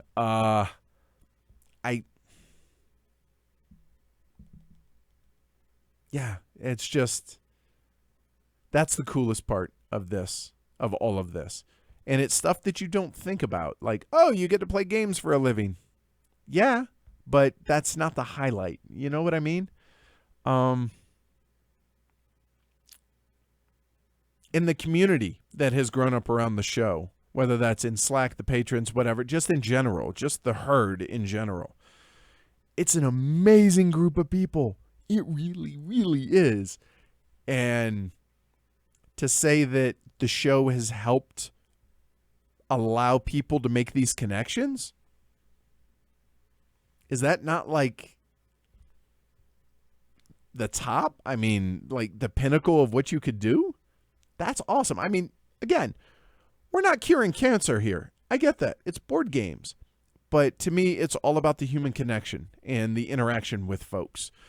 That is the best part of being known or being famous or what. I really, no. But you get the point. So, moving on.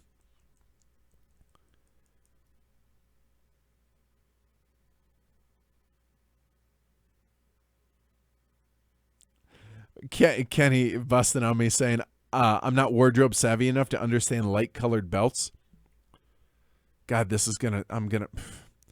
So when I upgraded the wardrobe, belt matches the shoes, man. White belt, white shoes. They look good. Or they're kind of a light gray, but yeah. Now, not in the house, because take shoes off when you come in the house, but yeah, that's why.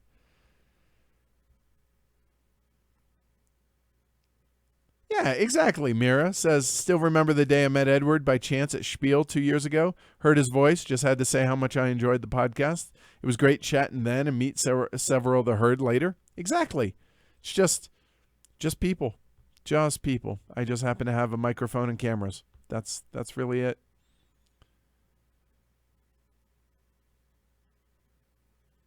Trevor asks, do you worry about the war games you didn't get to play when picking Golden Elephant Award nominees? Yup, for sure. And not just war games, but in general. Absolutely. Ask anybody that does reviews or that has an award. You're not going to hit every game. It's impossible. 3,500 games last year. And we have a specific niche of medium and heavy, meaning, Euros, 18XX, war games, and all that. And we don't hit them all. It's just impossible. So you're going to miss out on stuff. And does it suck? Yeah. But you deal with it and you move on. There's nothing we can do.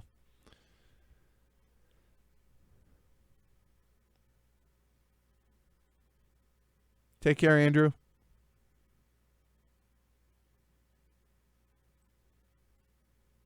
Oh, there you go. Cole's been updating the PAX Premiere stuff. There you go. So, hey, Oos. Is it Oos? O-U-S-S? Oos? Oos?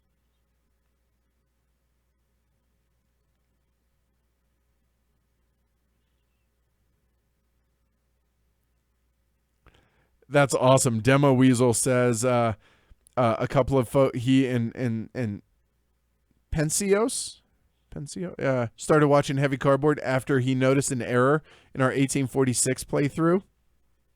I'll take it. All right. That's the first I've ever heard of us screwing something up, getting us to get people to watch and listen to the show. I'll take it. I don't care why. That's awesome.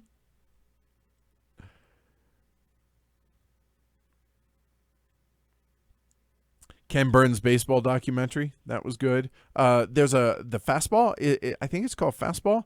One about pitchers and talking baseball documentaries, of course. Yes, please.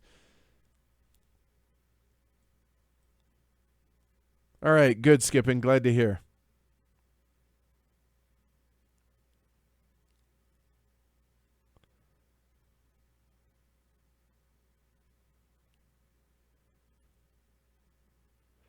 Nice. Nick says he's just swinging by. He's in charge of supper tonight.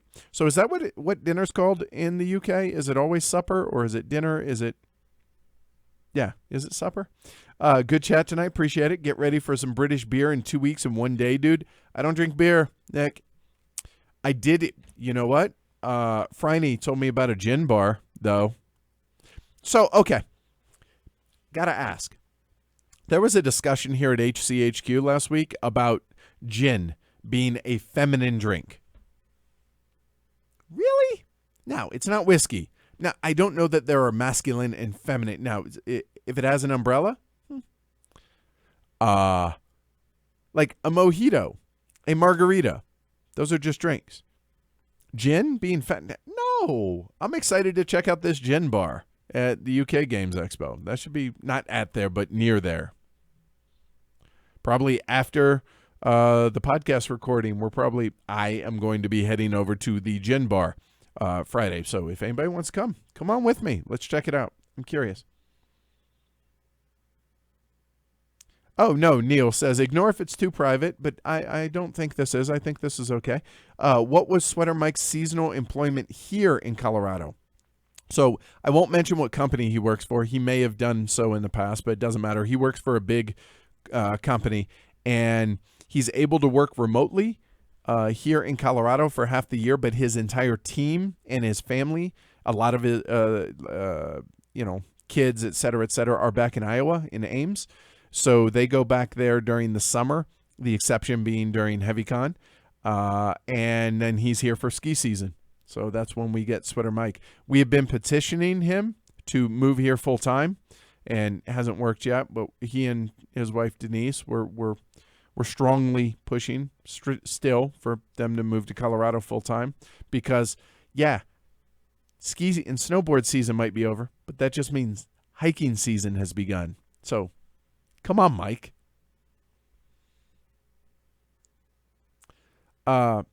Is it Chariton? Says, have we played Spielworks' Sands of Time? Any plans to review or stream it at some point? So, first question first. Nope, haven't played it. Why? Uli's bringing a copy for us to HeavyCon. So, probably play it there. Any plans to review and stream it at some point? Yep, to both of those. When? Couldn't tell you, but yes, the answer is yes.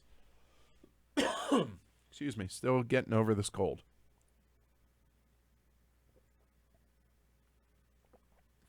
Oh, hey, Brent, I don't have to ask that. I have it list the questions here, so he asked it here. Brent says, what are your thoughts about so many games, especially Kickstarter games, coming out with expansions soon after the base game release or at the same time? I lied. Different question. Still have these to hit.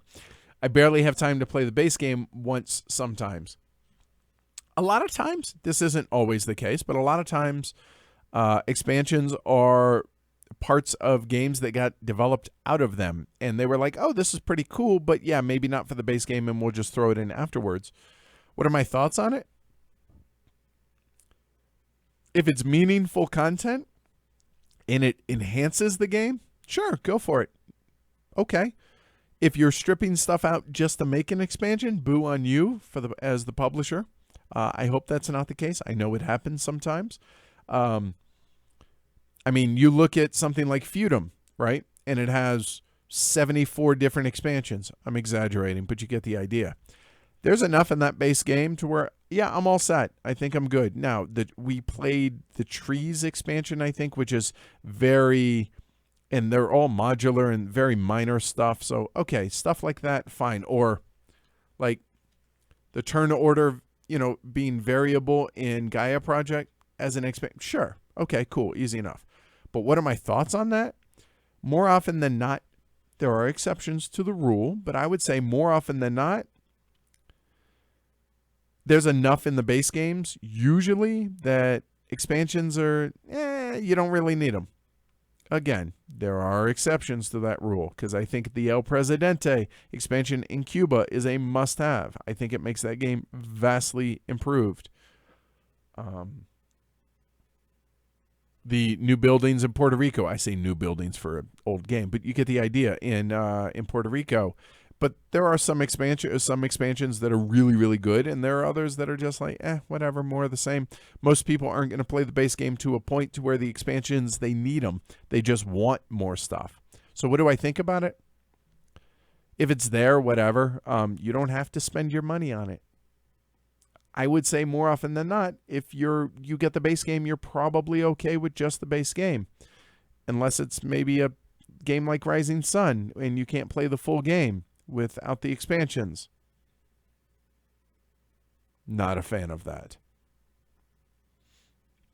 Nick, any Origins releases that you're looking forward to? I know Origins isn't a huge con for releases, but curious if anything caught your eye.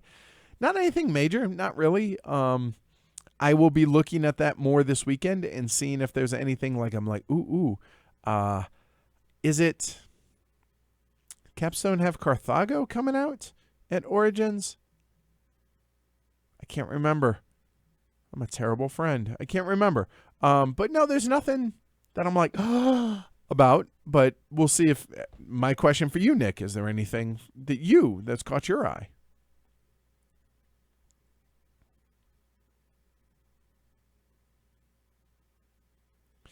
Brent says there are games that have expansions made now that don't even have 500 BGG owners. I think that's kind of a bad metric to go off of. I'll talk about that here in a minute.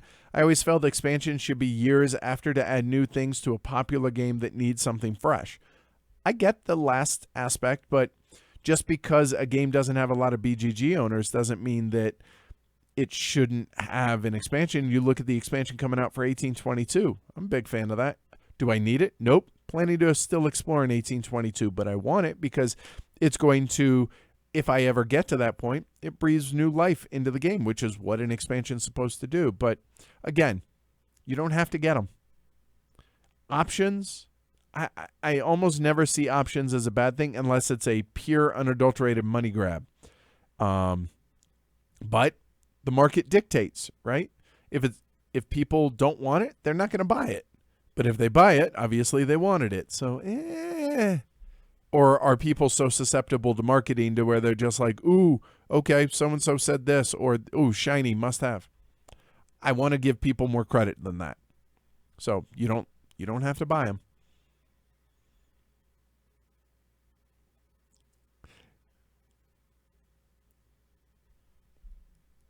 Bama man, Nick, thank you. Rand. Yeah, that's what I'm saying, Dominic. I don't think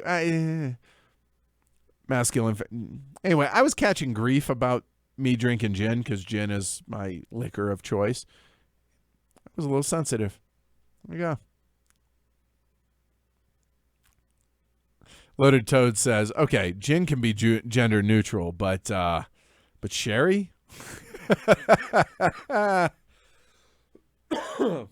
Neil says, "Nah, gin is a true alcoholic's drink."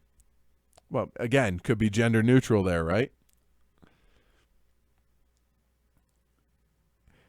Demo, people who gender drinks need to get the finger waving of a lifetime.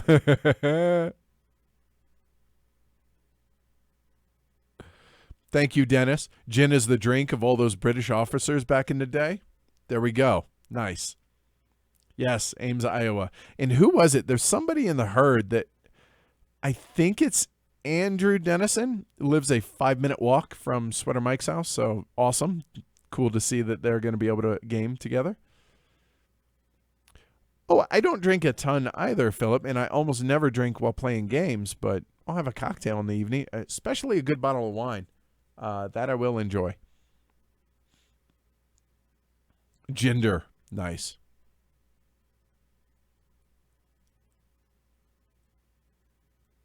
Carl, I haven't gotten to it, but it's all right here. Yep. Oh, a super taster. So I'm curious, Kabuki Kid. What does cilantro taste like to you? Is it soap or is it delicious? It's delicious. But I know that some people it tastes like soap. the super taster. That's got to be a mixed bag, I would imagine. Thank you, Joseph.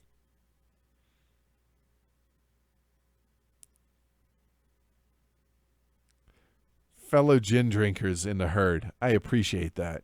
Yes.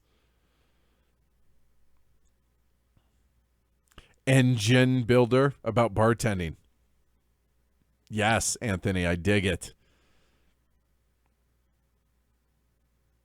Joseph, deal, says, I'll trade you a bottle of Bell of Dayton gin for a t-shirt at Origins. Considered one of the best gins in the world per many competitions in its medals.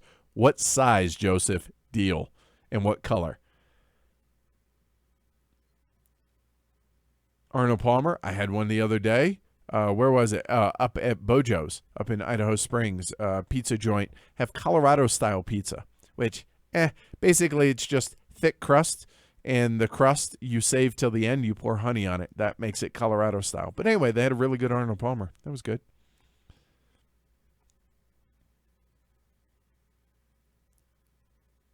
Yes, cilantro is a gift from the gods. It goes back to my tweet the other day. What is your favorite cuisine out there? So there's my question for y'all while I answer some of these here.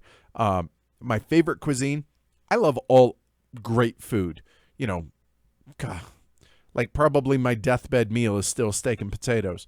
That said, Mexican, go to 100%. I'm not talking Tex-Mex necessarily, although there is something to be said for it. True, authentic, high-quality Mexican food, I don't know that there's anything better in the world. For me, I love pho. I love Thai food. I love curry. I love Italian food. But Mexican, my favorite cuisine. Curious. Bombay Sapphire, Igor. There you go.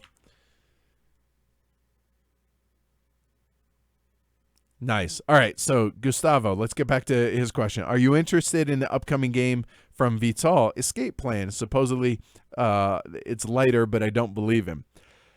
So when we saw Vital at Lyriacon, he was like, okay, now you can try it. He took all the luck out of it, all the randomness out of it. So I'm looking forward to giving it a try for sure. Besides John Company, with Cole, do you have any plans of playing through PAX Premier?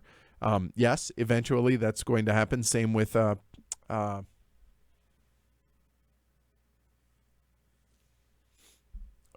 Porfiriana. Sorry, I couldn't think of the other one that we haven't done yet. Yep. Favorite gin? Probably Bombay Sapphire, but I don't know. I don't know that I've ever tasted enough of the gins individually to be able to say that I like one over the other. I'm just used to drinking Bombay Sapphire, so there's that. But I would like, again, gin bar. Let's experience this. Let's find out. I'll let you know after a night out at UK. Mexican street style tacos. Dude, we have this place here in Denver. You know what? There's enough of y'all that aren't in Denver here that I feel safe saying this. El Trumpito, best tacos I've ever had in my life. Everything's in Spanish first. We've never gone to El Trumpito and not been the only gringos, not been the only white folks in the place. Always a good sign when it comes to Mexican food. And the tacos, the lengua, the barbacoa, the el abenil, amazing tacos. And, well, honestly, everything there is fantastic. So, yeah, so good.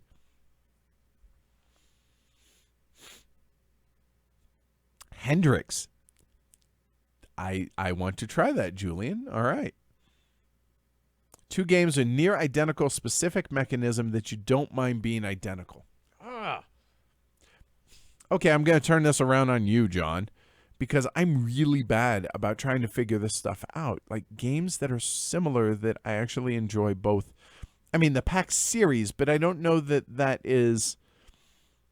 Those are awfully similar, but very different in a lot of ways as well.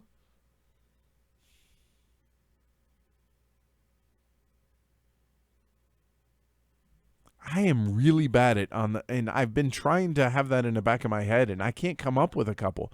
I'm sure I would, or I could, but I can't think of them.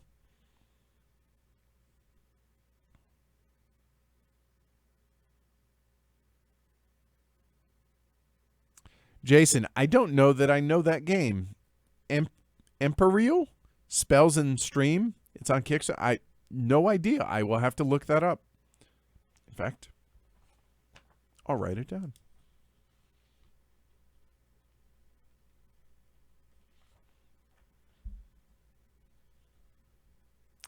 And you know, CompuCube, there's something to be said for that, man. We also have another Mexican joint here in town that on the weekends, they make fresh tortillas in the restaurant in front of everybody. You can just go grab some, and they have some fresh rustic salsa.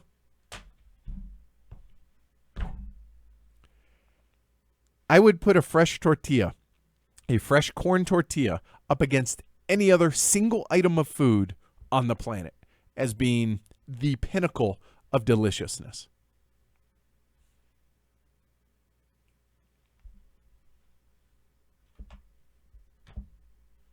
It's amazing. CompuCube says, I often judge the quality of the ethnic food by how many people of the ethnicity are there. Hasn't failed me yet. Merit to be said for that. Thank you. Exactly. Jose, 18XX can be very similar mechanically. Excellent call. Good call. There we go. And I know, Dan, I know series games are cheating. So by that rationale, 18XX, would you say a family of games is cheating then? Joseph, if I'm in there, ever come to Chicago, and I must because I need to go to Wrigley, even though I hate the Cubs, that needs to happen. Oh, Carl. That is not, oof. Sorry. Thank you, Leela. All right, Alexander, have you guys actually played the Tokyo Metro game from the Tokyo series by Jordan Draper and Dark Flight Games? Yep, we have. If yes, what are your expectations of it?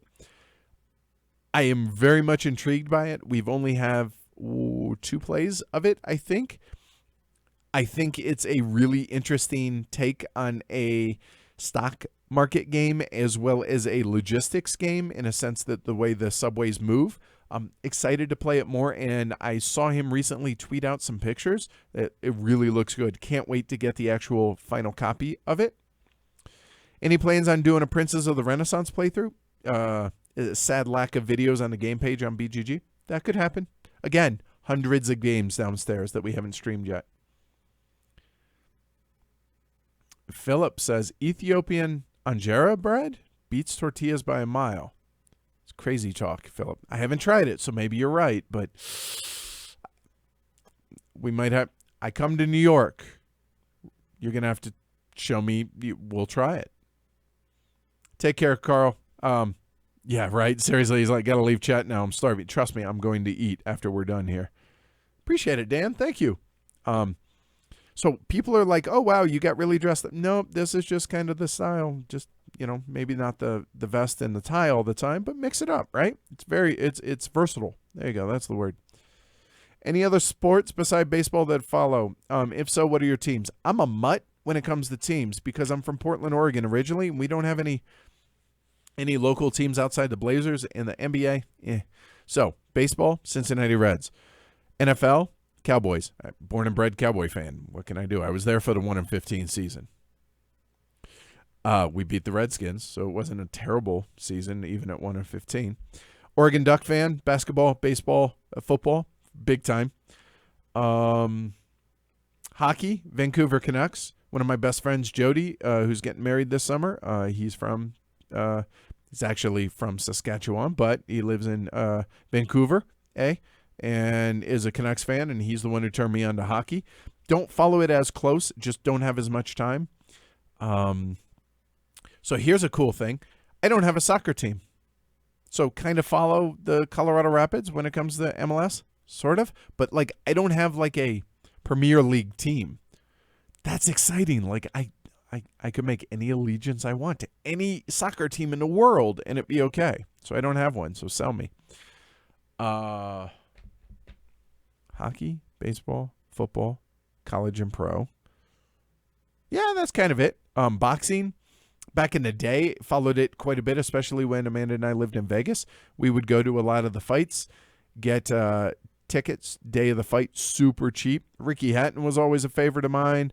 My all-time favorite nickname of all time, Jermaine Bad Intentions. Jermaine, oh God, no, I can't think of his last name.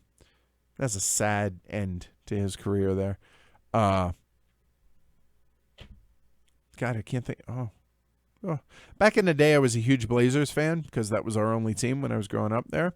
You know, back when we had Cliff Robinson, Buck Williams, Clyde Drexler, Terry Porter, Kevin Duckworth, Jerome Kersey. God, I hated the Bulls back then. Kept beating my Blazers. And the Lakers? Oh. Anyway. New York doesn't have good Ethiopia. How does New York not have good anything somewhere in New York? Would Steam and Age of Steam fall into the near identical category? I can't speak to Steam. I can't say. Seattle's getting an NHL team? Or is that like wink, wink, nudge, nudge? You hope so. And New York pizza. Don't get me started there. No, so not the Portland Timbers because I haven't been to Portland. Like Denver's home now, right? So it's got to be the Rapids. Jared, bite your tongue.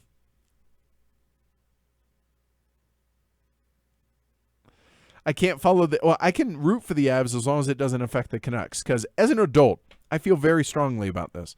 As an adult, you cannot change allegiances in any sports team. One exception. You claim a city as your home that you are in, and they get a new team. Like Vegas just got the Golden Knights. I don't care what hockey team you were. If you were a Vegas resident, you can become a Golden Knights fan. That makes sense, right? Because your city now has a team. Outside of that, you can't change allegiance. You cannot.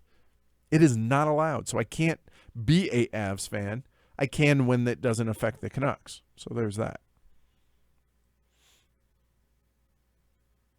Can't sell me on West Ham United, huh, Nick? All right, Arsenal. I'm just saying, my fanship is available for bidding, and I don't mean financially. I mean, sell me. And I'm not saying necessarily right here. I'm saying, tell me why I should be a fan of your soccer team. Whoever makes the most compelling argument, and I do some research, you may win that. Born in Bend. Awesome. Cowboys. My dad grew up a Cowboy fan. He's from Dallas. What am I supposed to do? I grew up a Cowboy fan. Again, you can't change allegiance. You can't. Taylor, Jermaine, Bad Intentions Taylor. Thank you, Carl. Thank you. Greatest nickname of all time. At least for boxing. Rob, are you really surprised? He's like, oh my God, you're still going. Really? It's only been 2 hours. Is there anything, for those that know me, and I feel like most of y'all know me, is there anything? It's funny, Amanda just sent me a text, Jermaine, Bad Intentions Taylor. Yeah, my bad. I can't believe I forgot that. Ricky Hatton fights, though, best. You get the drunk Brits coming over. Oh, my God, dude. And the chants. Oh, and the songs they would sing during the fight. Amazing. Anyway, where was I? Sorry. Yeah. Oh, that's what I was saying. Is there anything that I do half-assed other than my to-do lists per Amanda? Everything, I don't know how to do anything. Hey, Dan, thanks. Favorite board game channel. See, Rob? See? Yeah, seriously, I don't know how to do it. Like, this is, if people are going to spend the time asking me questions, why would I not give them the respect to answer? They took the time to ask. Still got more to go. Downhill mountain biking. Not yet, but I really want to do it, Jason. Yeah, I really want to get into that. Hike, but haven't done downhill mountain biking. Matt and Sweater Mike went last year, and it was amazing. And was I sick? I was hurt. I can't remember why I didn't do it, but yeah, really want to do that.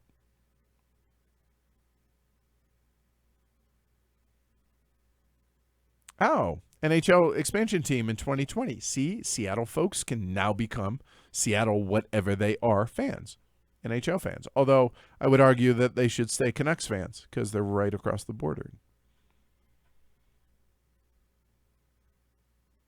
Yeah, Golden Knights. That's an impossible story this year.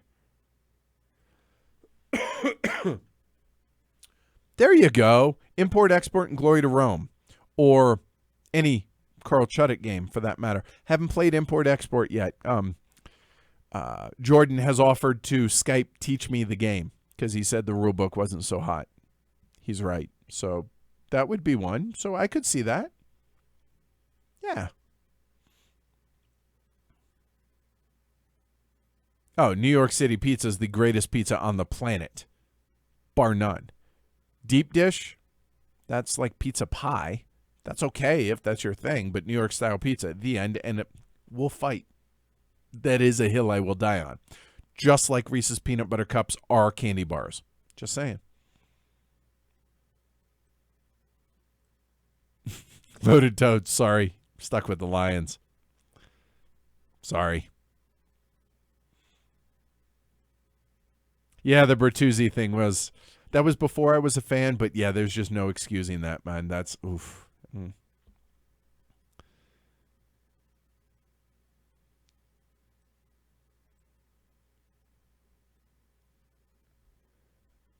Appreciate that again, Dan. Thank you. Oh, Ricky Hatton was amazing. The greatest fight I ever saw was Castillo Corrales. Their trilogy. I would put that up against anything. Diego, God, that was so good. Let's see, best fight that we saw in person.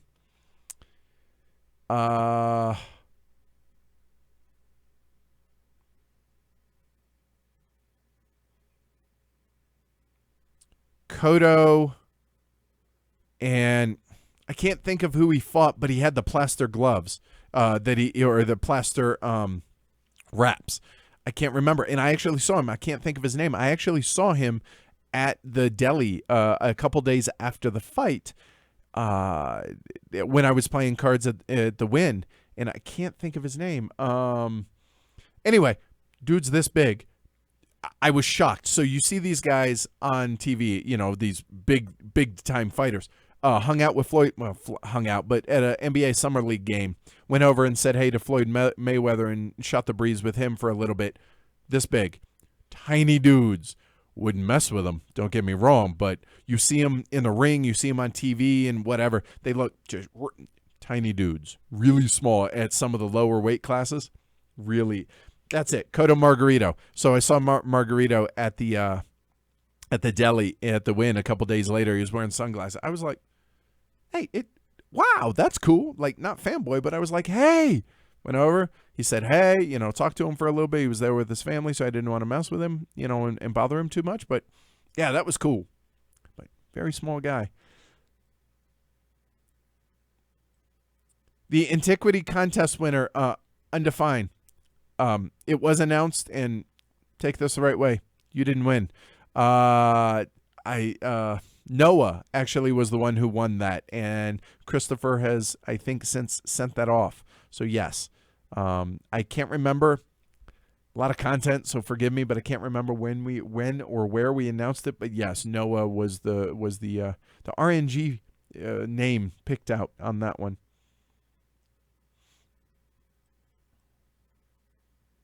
A Brazilian who doesn't like soccer? Do they allow that? Wow. I'm surprised they let you in the country. Like, literally, I didn't know that was allowed. And that's a total stereotype. I get it, but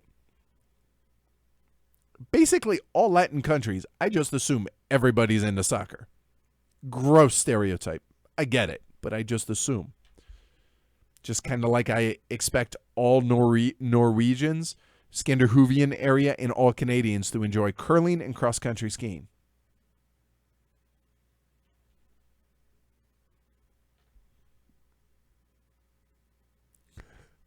Nick says I have 45 minutes, then he's out for the Europa League final. All right, there we go.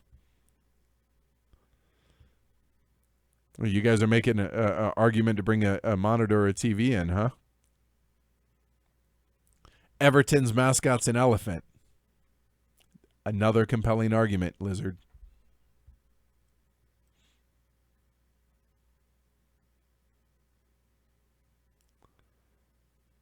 Dan's like, sports talk. Sports ball. What? Yay, sports, yay. Hendrick's Gin. I think I've had it, but I need to actually set up tastings of the different gins to find out which would be my favorite.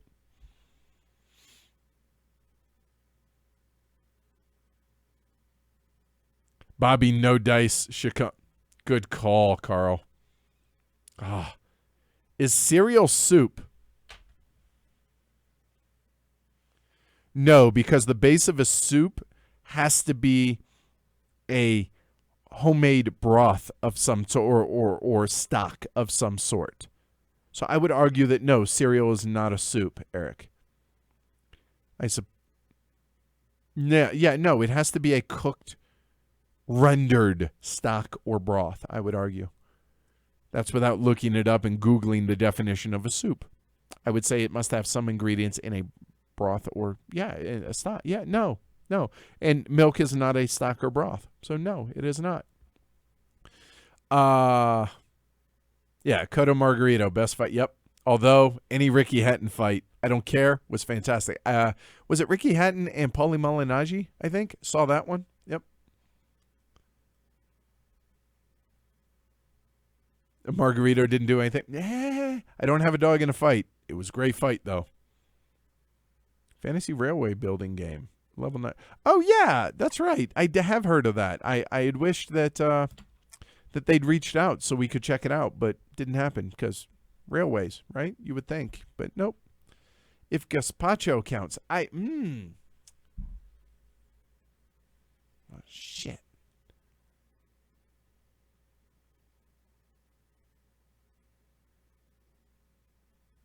Maybe I got to rethink this whole thing because is gazpacho a soup? It's a cold soup, but it's not really a rendered broth or stock.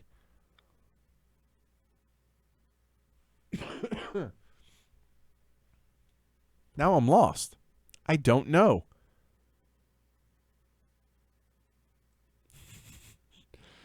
Chocolito, right? Yeah. Big. Not big.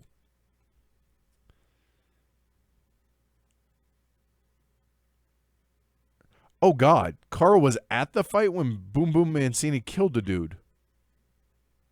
Wow.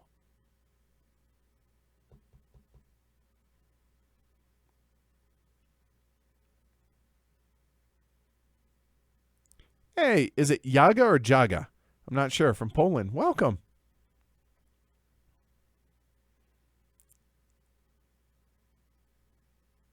Yeah. Oh, yeah. So Trent says, my closest friend's about 120 pounds. Trent's a big dude. Like, he is a physically huge human. How tall are you, Trent? Like 6'7"? You dwarf me. He says, I weigh more than double what he does, and I have zero interest in fighting him ever. Don't let size fool you, ever. I agree. Just saying. Very small. Put him in your pocket. Feed him Reese's Pieces or M&Ms. Tanqueray 10 was the best of what Dennis tried, though I'm not sure same in the U.S. as outside the U.S. Oh, special regulations on the gym. Chowder. I would argue that, God, I have to change my whole definition of what soup is now. Because chowder is a cream-based, which you're not rendering a stock or broth. Man. Yes, Compy, making it to Gen Con. I will be there. I do not man booths. Folks host us at booths, and I'm sure I will be if worse comes to worse. Will be at a booth. I don't know which for sure yet. I don't want to definitively say. What's it take to play a game with me at Gen Con? That's a big ask because I don't think I played a game the last time I went to Gen Con last year.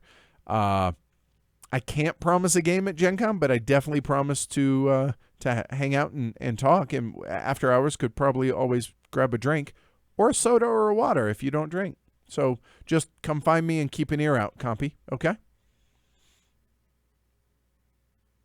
MP Real. Yep, I got it written down. We're good. Thanks, Jason. Well, thanks, Ray. Look at you, you dapper mofo. Clean up kind of nice, you know?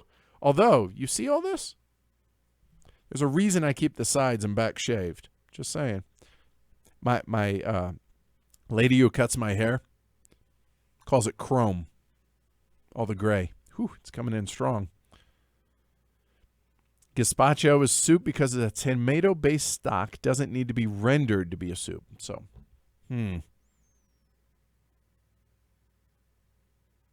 All right, Trent 6667. All right, there you go. You will very much be missed, Trent. And by the way, one of the locals here, Michael and his wife Marnie, thank you. So there was that. So awesome. Really appreciate you doing that. So Trent, you probably wouldn't want me to do this, but I'm going to. So unfortunately, Trent kind of last second, a couple days ago, mentioned that he can't unfortunately make it to HeavyCon. But instead of him asking us to refund his money, he was like, hey, is there anybody local that has wanted to go but really couldn't make it to HeavyCon for financial reasons or something else? And we were able to accommodate that. So really appreciate that. And that goes back to what I was talking about, how awesome this community is. So Trent, I really appreciate that. You will sorely be missed. Very much so. You are a very, very good person, and I dig hanging out with you, dude. So I'm bummed about that, but it gave you an opportunity to do something real cool. So I appreciate that, man. Thank you. Does get rendered to thicken the broth. Chowder, cream, clam juice. Fair point, Tim. All right. All right, Morton. Enjoy. It was a good game. I will say that. Which movie had a more badass ending, Rounders or Pool Hall Junkies? Haven't seen Pool Hall Junkies. So let's go Rounders in The Color of Money.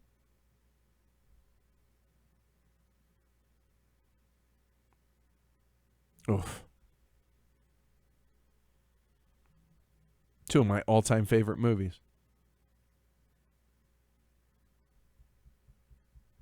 Gotta go. Man, that's hard. Rounders, Color of Money.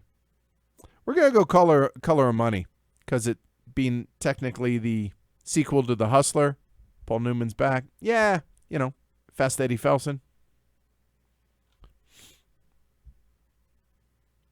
Yes, Jaga. Zolkin, review on the podcast tomorrow night. It'll be released, so look for that, or as it were, listen for that. HeavyCardboard.com. Check out the podcast. It says so scrolling down below. Celery soup. That's not food, Eric. No. Desmond, how big of a chipset do we use for 18XX? Between me, Tony, and Chad, I think we have about a dozen, maybe 15 different poker chipsets. Depends. It's big enough.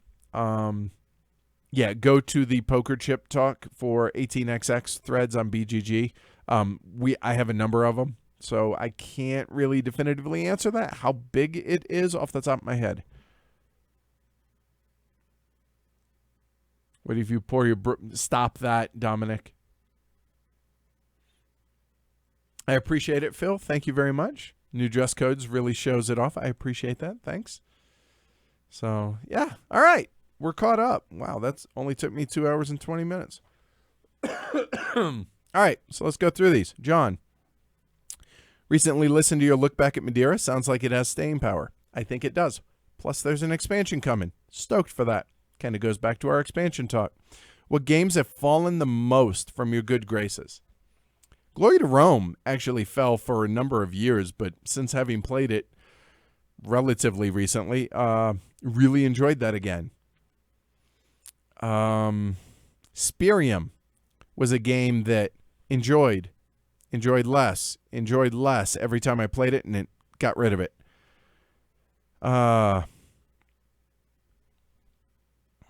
Panthalos. Overplayed it a bit, so probably good on that for a couple of years. Probably not going to play Panthalos for a while just because played it too much. Which other games have tremendous staying power? Classics. any of the classics because they're classics for a reason. They have staying power. I would argue that anything older than 5 years at this point could be considered a classic, and that's not a hard, fast rule, but you get the idea. So, you look at Puerto Rico. I think Kalis is excellent. God, now I'm not going to be able to think of a whole bunch. I like Democker a lot. And there's a ton of other games I can't think of because on the spot. But yes, classics. Are there any games that have markedly improved in your eyes over time? Age of Steam's the big one. Hated it the first 4 or 5 times we played it. Hated it. Now, really? Hall of Fame game. So things change. And match the player count to the map. Okay, kind of answered this earlier about Tokyo Metro, Nick. Or Neil, sorry. Yep. Definitely going to review it once it comes out. Probably not going to live stream it. We've been down that road. Birch Beer. Where does the white go when the snow melts? The same place your flame does when your lighter runs out.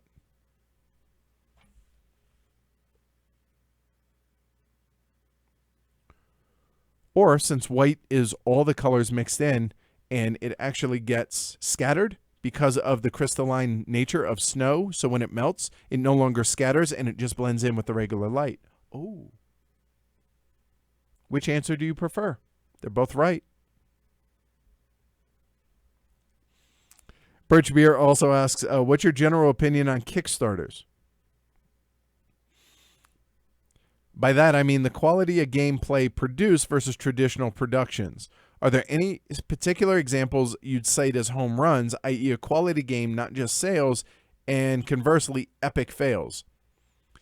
My general consensus is there are some really good gems that come out on Kickstarter, and there are a whole lot of crap that comes out on Kickstarter. And I would make the same argument for traditionally published games.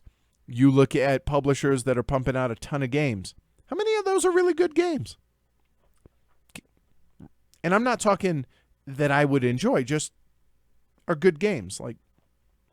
I would say not the majority. There's a reason that most things in life have a bell curve, right? Most are, they're fine.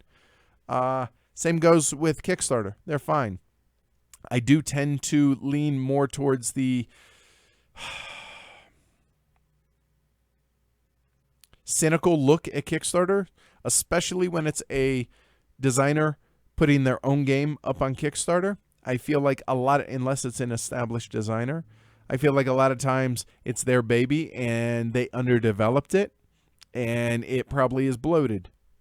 That is my default opinion on a game when I see first-time designer or newish designer publishing their own game on Kickstarter. Have I been proven wrong? I suppose there are examples of that, but that is where I default first and foremost. And yeah, so what are my thoughts on that? I would say the majority of stuff on Kickstarter is at best, or meh, or fine. A game on a pile of games. Are there exceptions? Yep. Pretty sure Millennium Blades was a Kickstarter. Oh boy. Now how to think. The Estates doesn't really count. Haven't played the official Estates version, but that's Neue Heimat, so that doesn't really count. Lignum was, okay, it wasn't technically Kickstarter, but it was crowdfunding. There's that, and I'm sure there are others that I'm thinking of that I can't think of. But which ones are disasters? I would say there are more than that are hits, and too many to list. So Carl says, my game is changing. My tastes are getting heavier, but time is more limited. So my new rule for purchases, and there's a lot of steps on this rule here, Carl, that the game must play great at 2. Also give me a solo battle versus an AI or Automa. I don't want violence or one themes. Suggestions for Euros, mid to heavy. Oh boy. You know what? Again, I'm terrible at these. So here's what I would suggest, Carl. Go to the guild and ask the same question. I guarantee you're going to get a lot more better responses than will come off the top of my head. Yeah, I'm gonna let the guild or the Peanut Gallery take on that one. This year's Origins, first large convention. Excellent choice, by the way. I'm not going to buy the newest stuff. What days are best to go to get the overall feel of Origins, meet lots of people, demo some stuff, check out booths. Currently slated for Thursday, Friday, probably the ideal days to go. Saturday is going to be the busiest day. It's always the busiest day at any convention you go to because people don't usually have to work on Saturdays. Thursday is going to be excellent for that. Yeah, that's perfect. And Origins, as I said earlier, is a fantastic first con because it's a big con, but it doesn't feel like a big con, and it's totally laid back. Plus, everybody that's running booths, whether it's publishers, design, whatever, media there or whatever, it's so laid back and it's so chilled. Nobody's super stressed out like they are at Gen Con or Essen. Perfect choice. And Thursday, yeah, great day to go. I would argue Saturday's a good day because the meetup for Heavy Cardboard, 7 p.m., Barley's. Just saying. But there's that. And if you're only going to be there Thursday night, Brawling Brothers, what is it? Brawling Brothers, Blue Peg, Pink Peg, and I think Man vs. Meeple is going to be there too. I'll probably stop by. So, third question. Starting a podcast for my work. What's it about? For your work. What do you do, Carl? Can you let me know your gear that you use? Mics, headphones, etc. What gear not to waste money on? Any thoughts appreciated? I would say go to our FAQ on the website. All our gear is listed. And content trumps kit 100% of the time. Otherwise, why the hell did this show make it? Because we sounded like just, bad. You go back to our early episodes, not good. These help, but your content trumps. So I don't know what the podcast is for your work. And if work's paying for it and you can afford it, you cannot do better than our microphones, the Electro Voice RE20. It's the Cadillac of broadcast mics. These are amazing. The end. So yeah, go check the FAQ on the website. That has all our kit listed. And Carl asked, last one. This cold is killing me. Hey, Carmen. See you next week, dude. By the way, I have a good surprise for you. I'll probably call you later today. Carl says, do you see an issue creating a small convention around a Christian theme? Nope. Absolutely not. There would be prayers at meals as well as the start, finish, the end of the day. At first, invite only, but would not want to exclude anyone of different or no faith or agnostic or I can't think of the other word. Doesn't matter. Moving on. As long as they attend, understanding the theme and we're respectful, thoughts about starting the convention. Go for it. If there's demand for it, people will come. You do you, right? There's nothing wrong with that. If as long as people are respectful and they want to be involved in a convention like that, then absolutely go for it. Yeah, no problem with that at all. I think that's a great idea. If that's your thing, go for it, man. Cool.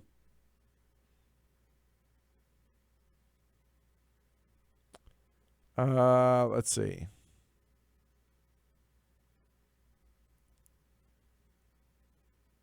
Now there's Chowder debate going on. I love this. We've gone Dreamcast and now we've gone Chowder.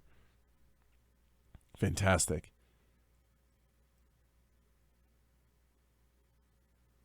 Mira, take care.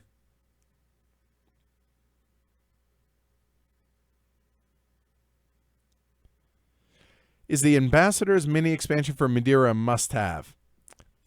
I won't say it's a must-have, but it makes the game better.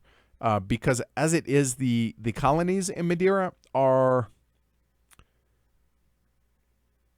not underpowered, underutilized in the game, whereas the Ambassador's mini expansion for it adds in some of the guild folks that help make the colonies more interesting and used more. So I won't call it a must-have, but it does enhance the play. Hope that helps, Trent. And yes, Kabuki Kid's right. $20 chips for 18XX. As a poker pro, I'm used to greens being 25s. Gray 20s are much better for 18XX. Agreed. Eric says, just got my hands on Aquasphere. What are your thoughts on it? game on a pile of games. Not one of God, I can picture him. De Bergen van Bergen. Brain cramp. See, okay, it's time to wind this down if I'm struggling on Stefan Feld's name. Not one of Feld's best, but it's fine. I don't think it's as bad as people make it out to be, but I think it's a game on a pile of games.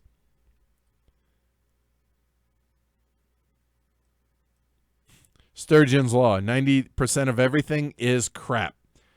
That's cocktail, isn't it, Rand? Any promo codes for patrons in the Heavy Cardboard merch store? Pretty sure there's not. Just asking in case, Joshua. There's not. On occasion, we'll run a flash sale for like a day or so. Leave that up to Amanda to decide. So if she's listening, that's up to her if she wants to do something like that. The benefit for patrons is you guys get the patron-only Ian O'Toole design shirt for 2018. There, you get access to that.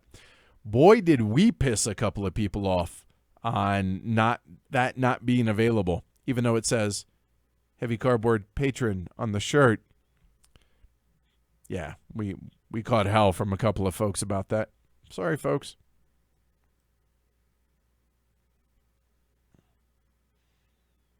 18CZ was a Kickstarter. Good call, Trent. Yep, there you go. Feudum. When we review it, I'll talk about the pros and cons of that game. I'm really excited to review it. And you know what, Kabuki Kid, you can relay this to Tom. So it was pretty funny when I saw Vassal over at Tom over at Gamma. He took me aside. He's like, I want to talk to you about Feudum. And I was like, yeah, sure, what? And he said, so he brought up some points, and the points he made in his review. He's like, am I nuts or are these legitimate issues? I said, nope, you're right. I'm going to hit on some of the same things that you are. I said, but for your audience, it's going to be a much bigger deal than it is to my audience. So, take that with a grain of salt. So it's pretty funny. Tom's like, yeah, so I talked to people who focus on heavy game. And I'm like, really, Tom? You couldn't have just said, yeah, I talked to Edward over at Heavy Cardboard. Would it have been that hard, Tom? Really? Really? He does wear our shirts. They're just usually his undershirts because our shirts are the most comfortable in the world. All right, cool. I'm caught up. That's it. 60 of y'all have hung out the entire time. God bless you. That's been fun. So my question, Stephanie, did we waste your workday well for the last 2 hours and 32 minutes? And for the rest of y'all, did y'all enjoy yourselves? I had a good time. It's really funny. When I did the solo live stream of Blight Chronicles, I was like, wow, that's a lot of talking nonstop. Yet, when I do these Ask the Elephants, it's 2.5 hours usually, constant. Doesn't seem as bad. I don't know. I think it's stressful because got to keep the game moving. I think that's what's different, and that's one of the things I'm really nervous about with the Hunters on Friday. But,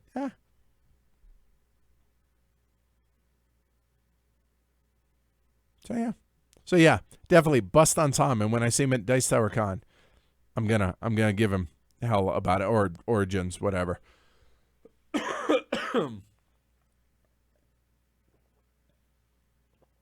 So that's it. That's all I got. 2.5 hours. I'm gonna go eat. I'm hungry. Try and drink more fluid to get rid of this cold. I have not. I've met Jason. I have not played a game with him from Dice Tower. So, yeah. And Rob, yeah, like the video, guys. If you guys enjoyed this, like it. And don't forget to subscribe if you're new subscribers like Toad, right? So thanks. That's Coughlin's Law, not Sturgeon. All right, Coughlin's Law. I just saw Cocktail the other day and I couldn't remember. All right, good. Glad you guys made it. Trent, I said the last time I played Feudum, this is 80% of the way to be my favorite game of all time, and 20% is. That's closer to the truth than it's not, Trent. Yep. And I will say this. I will not teach Feudum again. If people want to play it, I'll ask, have you watched my playthrough, or have you watched the teaching? No? Then no, I'm not going to. Or have you read the rulebook? No, not. Either we sit down to play, or I'm not playing it. Yeah, no, not doing it. So, cool. All right. Have fun, guys. Have a great rest of your Wednesday. Don't forget, the podcast comes out tomorrow, heavycardboard.com, for review of Zolkin. And Friday, the live stream of The Hunters. Monday, we have a live stream of New Corp Order from the guys who did Peak Oil. And Tuesday, we have John Company. And then I will see you guys in late June after that. Or unless you go to the UK Games Expo, you happen to be in Sweden for the meetup, or Origins. Otherwise, I will see you guys later on this month outside of those things I just listed.